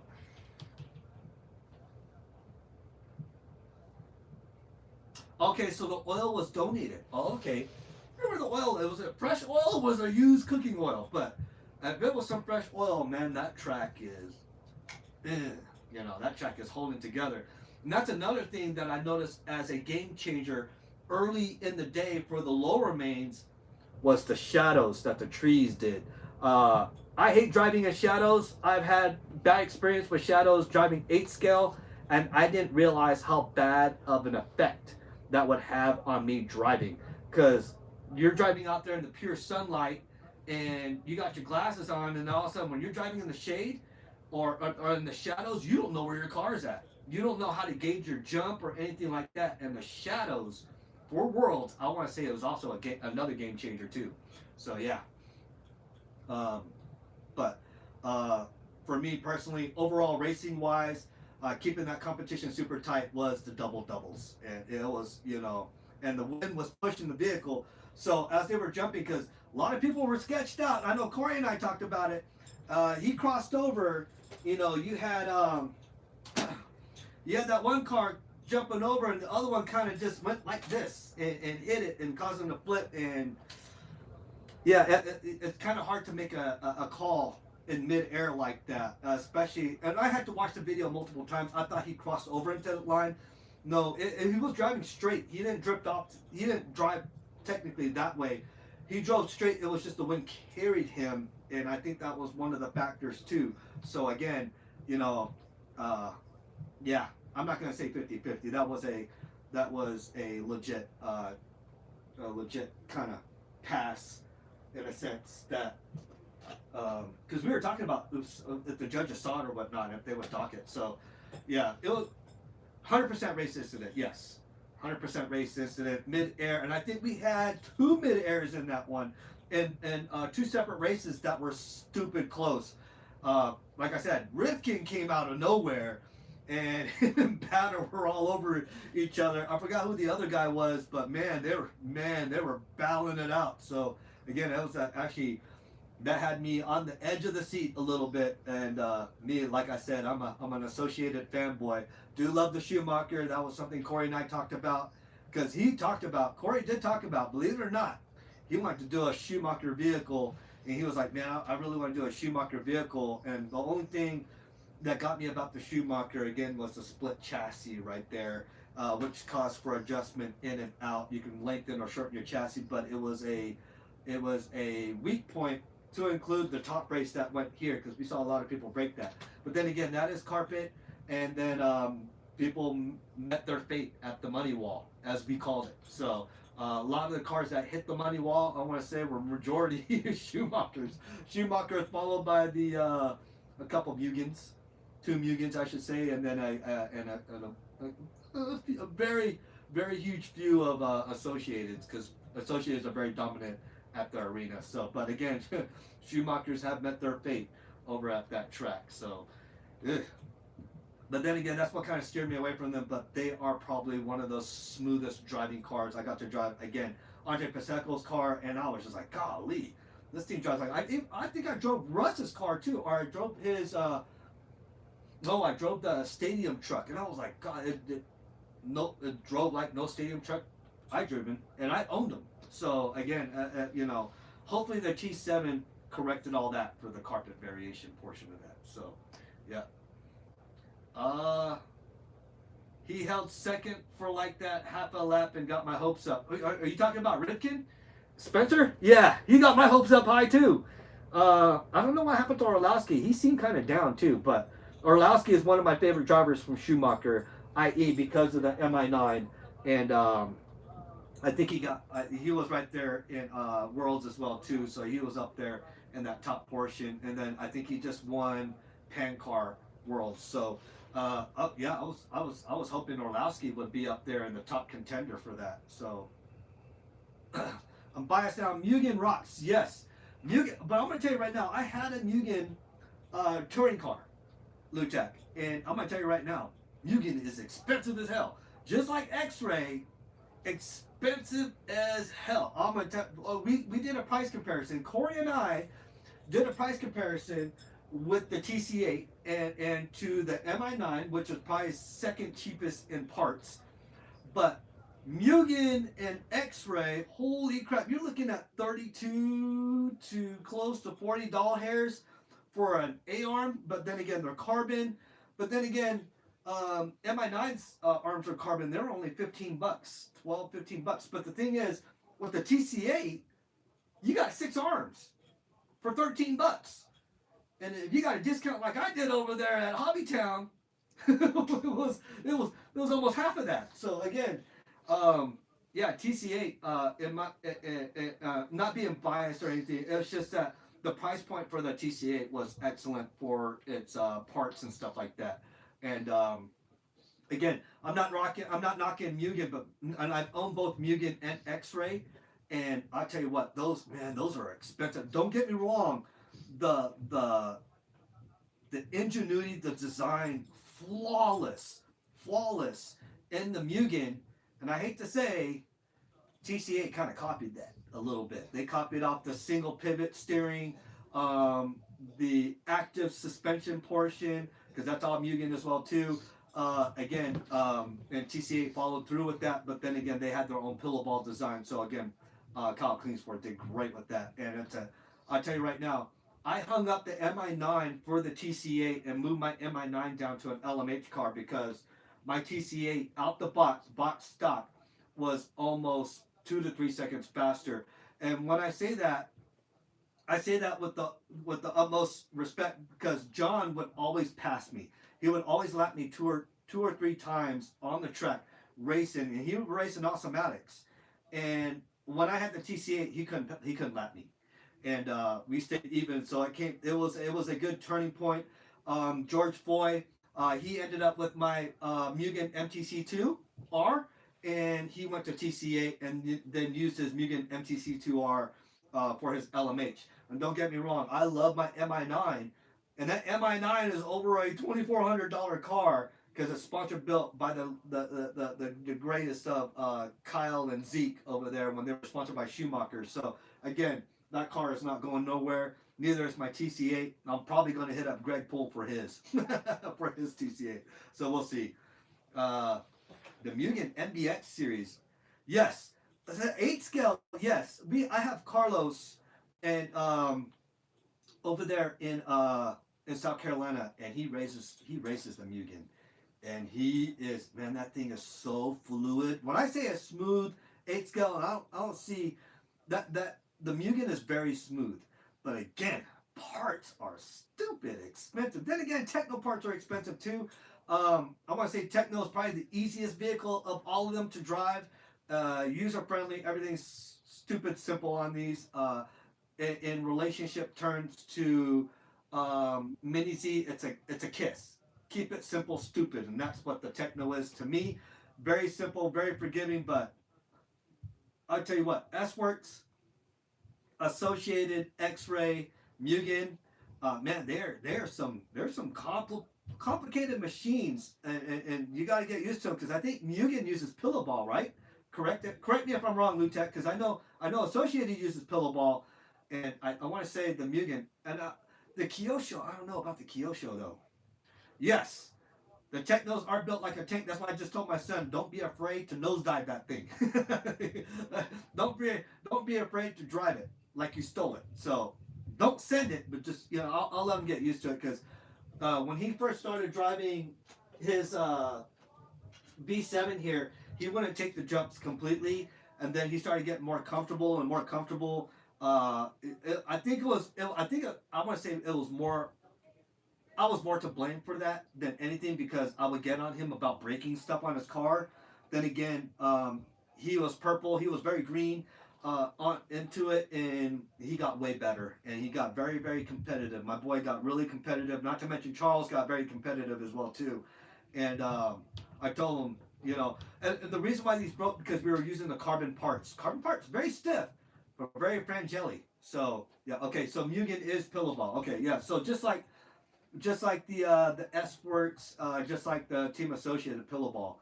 Yeah, that's a very when I drove pillow ball, I drove one of the guys' pillow ball 8 scales, and it's a different type of reaction to turning as opposed to the regular hub C carrier type deal, like what the Techno is, and again, I got used to that based off of how the um, the Team Associated B7 is just to see his face a different direction, but again, yeah, that's what I got used to, and the pillow ball. I had to get used to the pillow ball on the TC8. I adapted very quick, but then again, the pillow ball tuning is a totally different animal when it comes to dirt. So I am a big fan of Mugen. I love Mugen. Seiki. Golly, I want to say the MBX5 is one of the vehicles I dreamed to have when I got my Hyper 7, and I was looking at the newer models going up forward, and I was like, man, I want an MBX5, and that was the 8 scale I wanted was a Mugen Seiki. It's just, man, they're just so expensive. So yes, I will tell my boy to push it to the limit when it comes to the Truggy because, man, I tell you what, I got mad parts for that thing, so I'm not worried about that. Um, yes, he knows to back off, and he's driven. He's driven. So I'll probably bring him out in the. Matter of fact, what I'll do, I think tomorrow we'll go out to the baseball field out here because that has that same substrate style, and then I'll have him go forward, and then I'll put a cone up, and then try to have him hook that cone, so he can get in relationship work to break and stuff. Oh, that's a good idea. That's what I'll do. So yeah,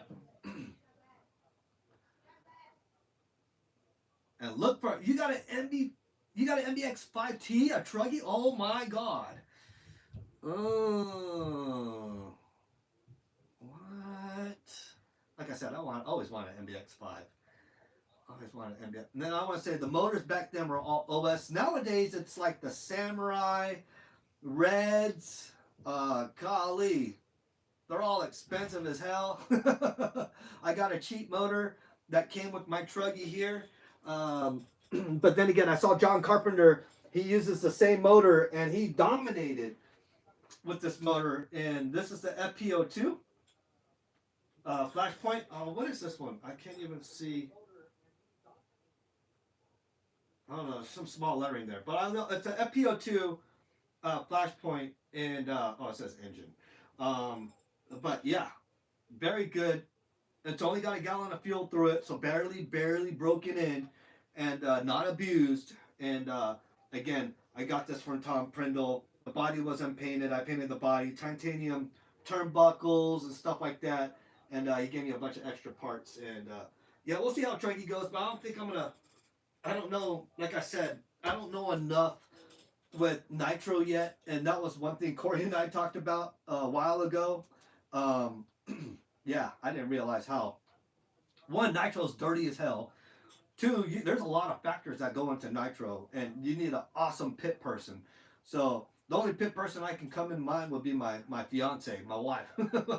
She'll probably freak out trying to pit for me. So OS cereal. I never heard of cereal. Novarossi, yes. DL Dialpha, yeah. I never heard of cereal. I don't know. Lutek, you should know a little bit more. Mr. Nate. Golly, another person I love racing with. Man, one of the most funnest people I love racing with. What's up, Big Nate? Man, I miss you. Corey and I were talking about you before the track closed down. When is Robbie opening up his own track? I don't know. I don't know if I'm going to call it my own track, but we're going to have fun over at church. I want to try to find out who owns that. Lutek, what are some of the new nitro motors that are out there? I don't know. Give me that answer. Also, Nate, dude, hey, we are having fun over there at Matt Kyle's 8 scale track, and short course is a big thing over there. 4-wheel drive short course. Unless you want to give your hand at some 8 scale, I tell you what, I hated 8 scale. I still kind of hate it, but I love it at the same time. I just hate the cleaning. I just hate the cleaning, but the driving, man, I tell you what, it's not like driving on carpet if you were used to driving carpet. Now I don't know if you ever driven dirt, but I tell you right now, I had to come to Jesus with a couple of my vehicles already on how to drive that. So, yes, always, dude. Yes, I miss racing with you. For those that don't know, Nathan Merritt was one of the most. We would base how we would race that night, that evening, off of our laps, and then we would chase each other. I'd chase him, he'd chase me, and we'd be like, okay, we're gonna do good. We're gonna do good tonight, and then somebody comes and wipes us out with their faster, 4 second faster times than us, and we're just like, ugh. So we would always get stuck in the B racing and stuff like that, or in the back of the A, and him and I would still go at it, and we still have fun. So again, I love Tight Pat Racing, and he was one of the few people that I love Tight Pat Racing with, especially with Buggy. So Justin, Andre's son, I love racing with. Fernando, I love racing with. Tight Pat Racing. Golly, man, there's a couple of people that we had Tight Pat Racing with, and man, leaves me walking up the stand talking about how close we were and this and that, and I miss it a lot.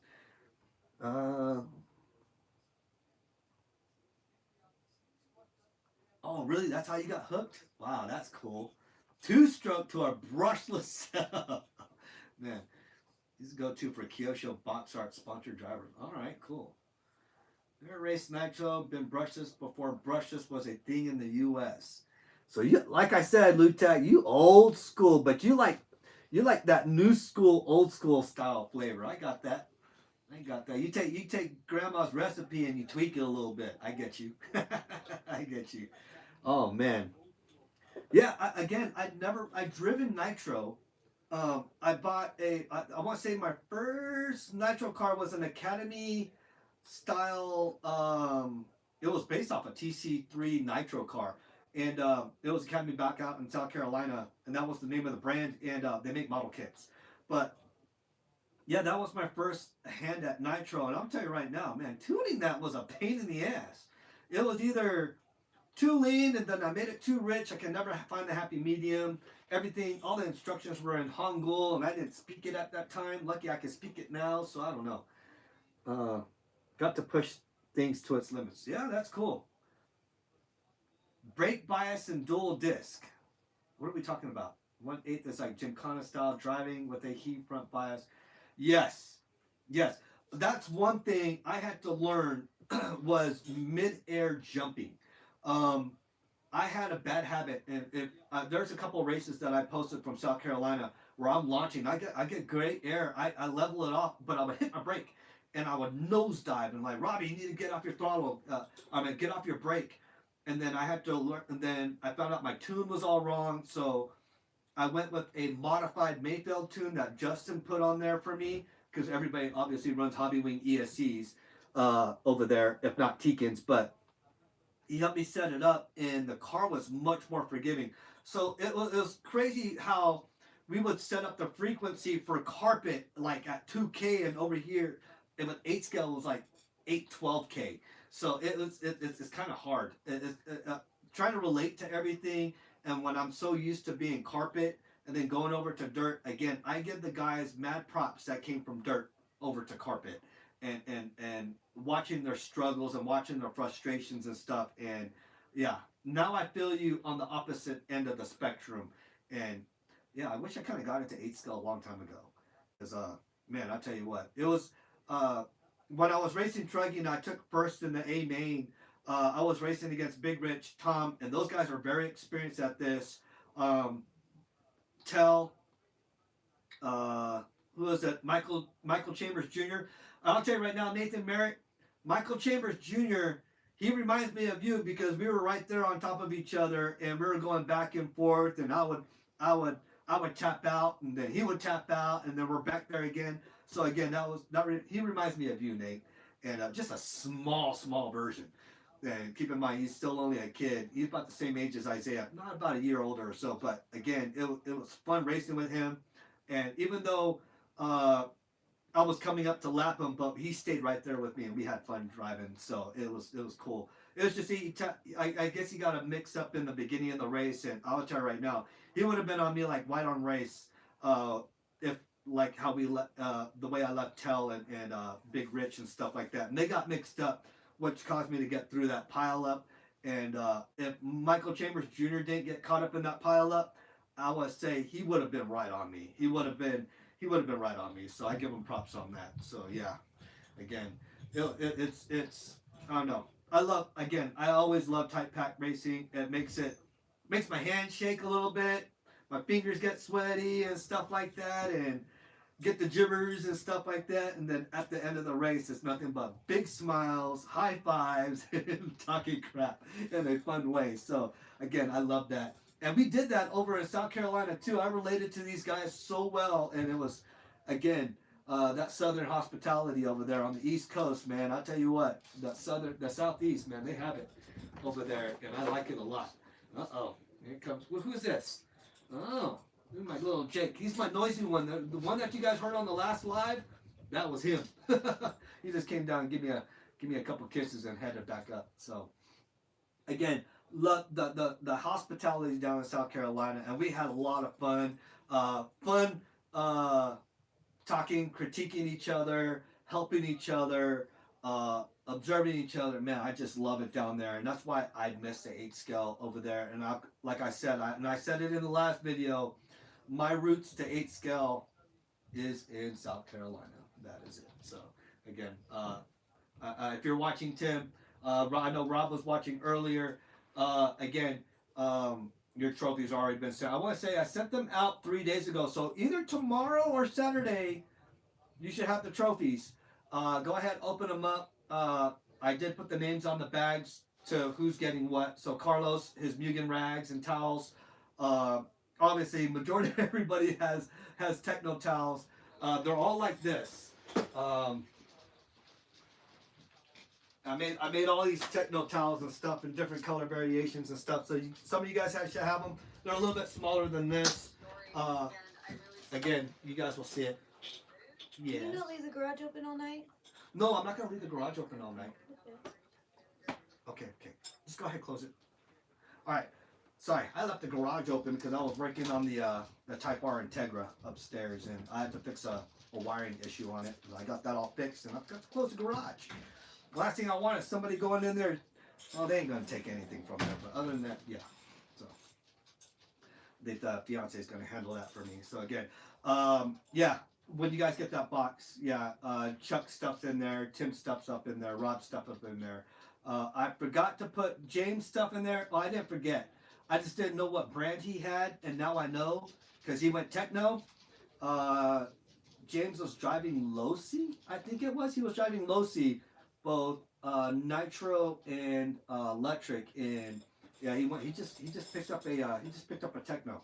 So a Techno 2.2 for stupid cheap. So yeah, again, uh, it's good seeing all you guys. Nate, oh man, God, I'm so happy to see see and talk to you. Love racing with your brother. Your brother was your brother helped out a lot over there at the track, and yeah, I miss him as well too. I think I hope he goes out to Cole's place and stuff. Like I said, I've been talking to Cole over at Hot Lap Hobbies a lot lately. I was just on the phone with him earlier today. We talked for a little bit, a little issue that we had to settle out with another entity. So yeah, we're getting all that. Type R, no, DC5, Kurt. DC5, RSX space, DC5, Type R, not a DC2, DC5. So sitting in the driveway. Along with that, out in the driveway in front of that actually is an SIR, CRX glass top D16A1 out there. So yeah, on Mugen MR5 wheels on there. They'll be found at the junkyard. And they are the final cuts on that CRX. But yes, it is a full glass top, all true CRX SIR EF8. So it's actually pretty cool. No, mine's not a DC2, mine's a DC5. RSX, basically. Type R, RSX, basically, is what I have. So, stupid seats are dang $5,000 for a pair. That sucks. So, you just bought a Civic Type R? You got a CTR? What? What year? You got the newer one? Because I am a big fan of the newer ones. Man, I tell you what. Watching Week Fest. It was a Week Fest that was held in Cali, in San Fran, I think it was.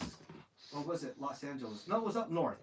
And, or was it San Jose? It's one of the two. It was up north from LA. And there was a CTR that was done so perfect that, man, I tell you what, I was like, I hated the new FK8s and stuff like that. And now I see that and I'm like, I like them. I like them. So what CTR did you buy though?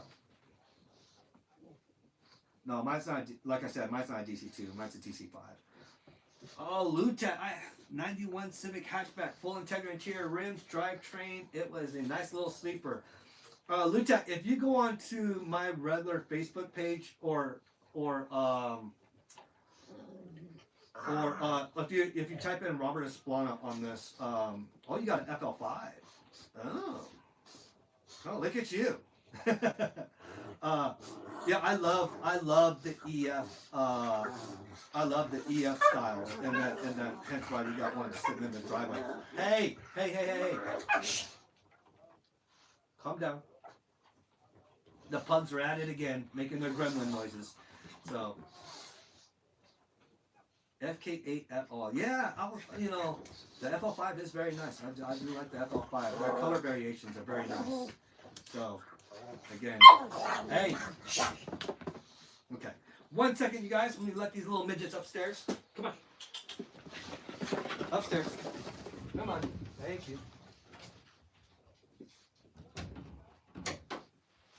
All right. Sorry about that again. All right. Yeah, I wasn't. I like the FK8. It was just I don't know. I still have. That was one thing when somebody put 18-inch wheels on theirs and got rid of the 20s. That was like the game changer for me. So yeah, yeah. Right now I still got my Red Bull EK hatch J32 swap boosted, built by PFI Speed. The motor was uncanny lever suspension sitting in the garage, and then the Porsche. Obviously, you guys seen it in the reels and stuff. It's also there as well too. Not okay. What's not okay? That's not fair to them. Oh. An EG6 SIR, yes. I had an EG. I had a picture of it somewhere. I don't know where it's at. I should pull down. Maybe I should pull that down real quick. I'm going to show you guys my CRX back in the day. This was my magazine feature card too. I can't pull it. Oh man. Here, I'll just pull this one. I just got this one. So I had different. This thing was painted 5 times before I did the wide body on it. I was the. How would I say? I was the 5th. There's 5 of us that actually bought the true kit, and only 3 of us completed the kit, and I was the second one to complete the kit. So right here, the true original Ground Designs Black Widow kit on my CRX, and I was on 18 by 10s in the rear and 18 by 9s up in the front. These are the Racing Heart C2 3-piece wheels that I had on here. So yeah, I love you too. Also, my headlights were also glass. They weren't the plastic. They were actually glass. And then my stereo system, because it was like all that Nopi style back then, was all completely fiberglass to the back. I had a true single overcam ZC motor in there, and it was boosted. And I had, what size turbo did I have on there? I forgot. It was like a 46, 47 millimeter turbo. I forgot what size it was. It was perfect for that. Running the fuel pot on there and stuff like that. So yeah, but yeah, that was it. I had a Rev Hard turbo kit on there. That's what I had on there. But yeah, my brother painted the car, completely fully molded, completely done right. Again, I was the second person to finish this car. And this got into, I forgot what year it is. It was in May that the car that was in Super Street. So I think it was on the cover was a June racing vehicle. I forgot what it was. So Lutek, if you have not seen, oh man, I don't have a picture of it over here. One bit, I do have it in a big picture frame right there of the EK hatch. Oh man, speaking of which, of the EK hatch. The EK hatch has been through so many different variations. Again, J32 swap, fully built by PFI. I was running Type R Integra wheels on there. Now I'm running, golly, I really got brain fart already. So yeah. No, I don't think it was the June 240SX. I think it was the June 350Z or something like that. The one that crashed. I think that was on the cover of that magazine. It wasn't the 240, but it was all yellow, the sun yellow one. But yeah, that was when June did that that race down in Las Vegas or something, and it wrecked, and that was the cover vehicle. So yes. Yeah, single jingle. It was a basically it was the Silocam ZC motor, and this is when I bought the ZC motor because I still have the receipt for it right up there too. Matter of fact, you guys gonna trip out on this. This is how old school I am. I still got it. So Kurt, if you're old school like me, and I'm sure Lutek, you back in the day, I still have my K Watanabe receipt for my motor that I put into that CRX. I still have the receipt. K Watanabe, Japanese automa. I still have that invoice. Yeah. ZC single overcam. Yeah, core deposit 91 CRX. Oh, so the motor was $175. It says right here. $175, and the core deposit was $50, so total was $225. I got this motor in 2002. That's how cheap things were back then, and yeah, it was K Watanabe is where I got the motor and stuff like that, and man, I still have the receipt. I still have the receipt because I still have the full build spec on my old CRX. My old CRX, that red one I just showed you, as soon as the feature, I need to go put that somewhere else. As soon as I did the magazine feature on that, I got offered a high school down in Beaumont, in South Texas, bought the car for $45K. They bought the car, and then this is right before Katrina hit. I had sold it to them. They did not. They bought it for a football player that the school adopted. So he was an immigrant. He admitted himself into the school, and it was the car that he wanted. I guess he saw it at the car show, and he saw that it was for sale. I didn't put a price on it. The school offered this much. They offered that amount. It was so crazy. There was a lawyer that showed up to the to that, and I'll tell you what. He was so ecstatic when he saw the car. The car got put in the garage, but being down there in Beaumont, he they didn't put insurance on the car, and it was shortly after that Katrina hit, and the car succumbed to its death underwater. Yeah, it was sad. It was very, very, very, very sad to see that. So yeah. Uh, I remember those as well. I don't know where they bought my H-series from, but that's the old school documentation. Yes, I keep all my documentation on majority of all my cars and stuff like that, because that's how I got into the import scene in its infancy. And this was back in Hawaii, so the most popular cars were the EF, the hatchback, the 9190 hatchback, black with the red trim, the SI. That was the car to have. But stereo systems, there wasn't much hop-ups you could do to them, but stereo systems were huge. I was in the lowrider scene. Obviously, I had a 66 Buick LeSabre, and I had a 88 Pontiac Firebird that was on hydraulics, and then I got rid of the Firebird, got rid of the LeSabre, and ended up getting a brand new for graduation in 95 S10. That same day I got the truck, I put hydraulics on it. My parents were pissed. But this was back in Hawaii. I was so big into lowriders and stuff, doing interiors, putting TVs in the dashes. It was stupid stuff back then. And my brother got me into the import scene. He got a 95 Civic for his graduation gift, and he went new speed everything. New speed suspension, new speed strut bars. He went new speed everything. And this is when the offset center racing stripe was a big thing. So yeah, which was actually pretty cool. So again, that's where my little roots go to as far as the import scene, and it has grown and grown. Part of one of the original crew members of Kamikaze, import draggers, based out of Cali and Texas, which are still pretty strong now. So I think my brother and my cousin Kielka, they're all still part of that.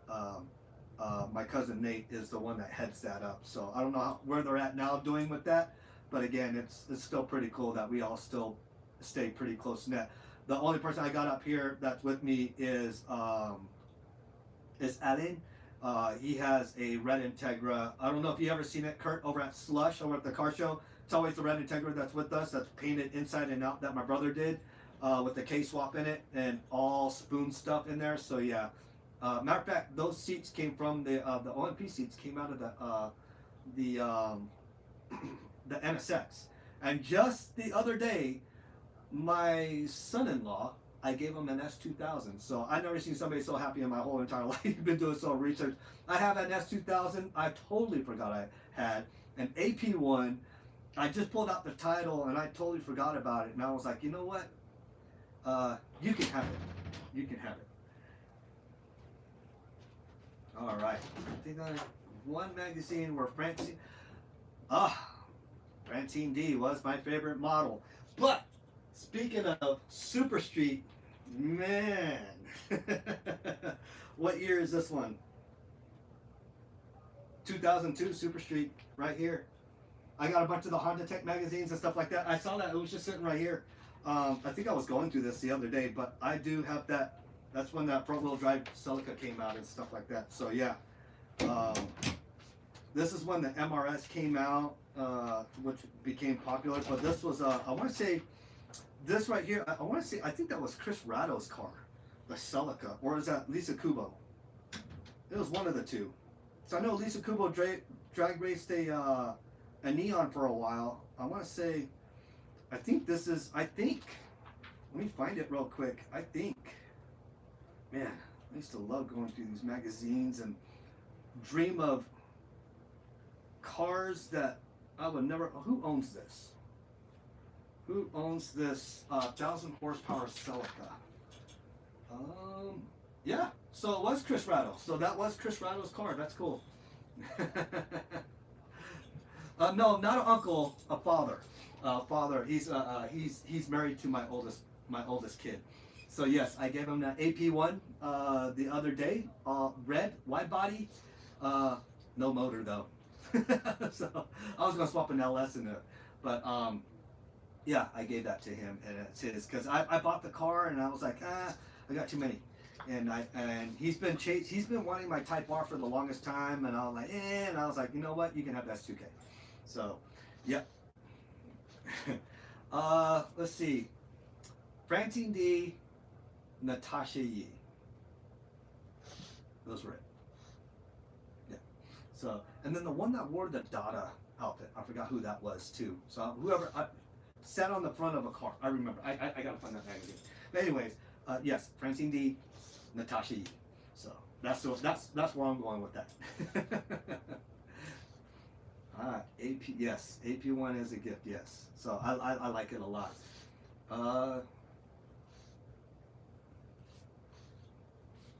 Man, you got it. You know what? We had guys, we call them the Polar Bear Squad, that would still SIs when they came out. 290, was it 2000?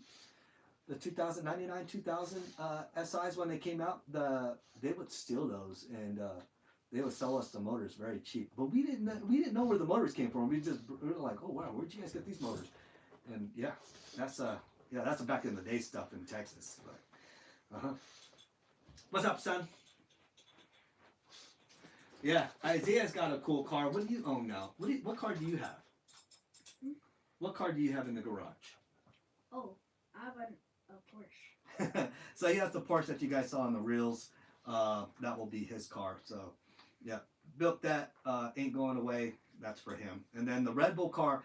I was gonna give him the Red Bull car. He's scared of the Red Bull car, so that's going to his oldest brother. When So. I was younger, I was scared of it. You were scared of it because of the flames that would come out, and it was so loud, and the exhaust was right there in your face, and he would every time I would accelerate and it would let off. It was just it would push him. It would push you in the back of the seat, huh? He would get scared when I come down between the bridge, Kurt. That's between gate 3 and 4. Oh, he would get scared of that. The batteries on the controller did. The batteries for the controller are dead? Alright, I'll get you new batteries. So, alright, Pikes Peak RC Arena race news around the nation. I am going to end it there for the live stream. Yeah, it was good talking to everybody. It was good seeing everybody. We had a good turnout this evening. We will go ahead and do this again on Saturday, right before the mains. We'll hope to get Lutak back on here. Lutak, man, I'll tell you what, it's good talking to you. Kurt, as always, my right-hand man here on the chat. I'll bring you on to this, but you guys are great. You guys are great. And it's good talking about old school stuff. We're all related to the hobbies that we do, whether it be Hondas, racing, RC cars. Dude, I love you guys. You guys take care. I'm Robbie Espana with the Pikes Peak race news around the nation. We will see you guys on the next episode. Say bye, Isaiah. Bye, guys. Have a great night. All right, you guys take care. We'll see you.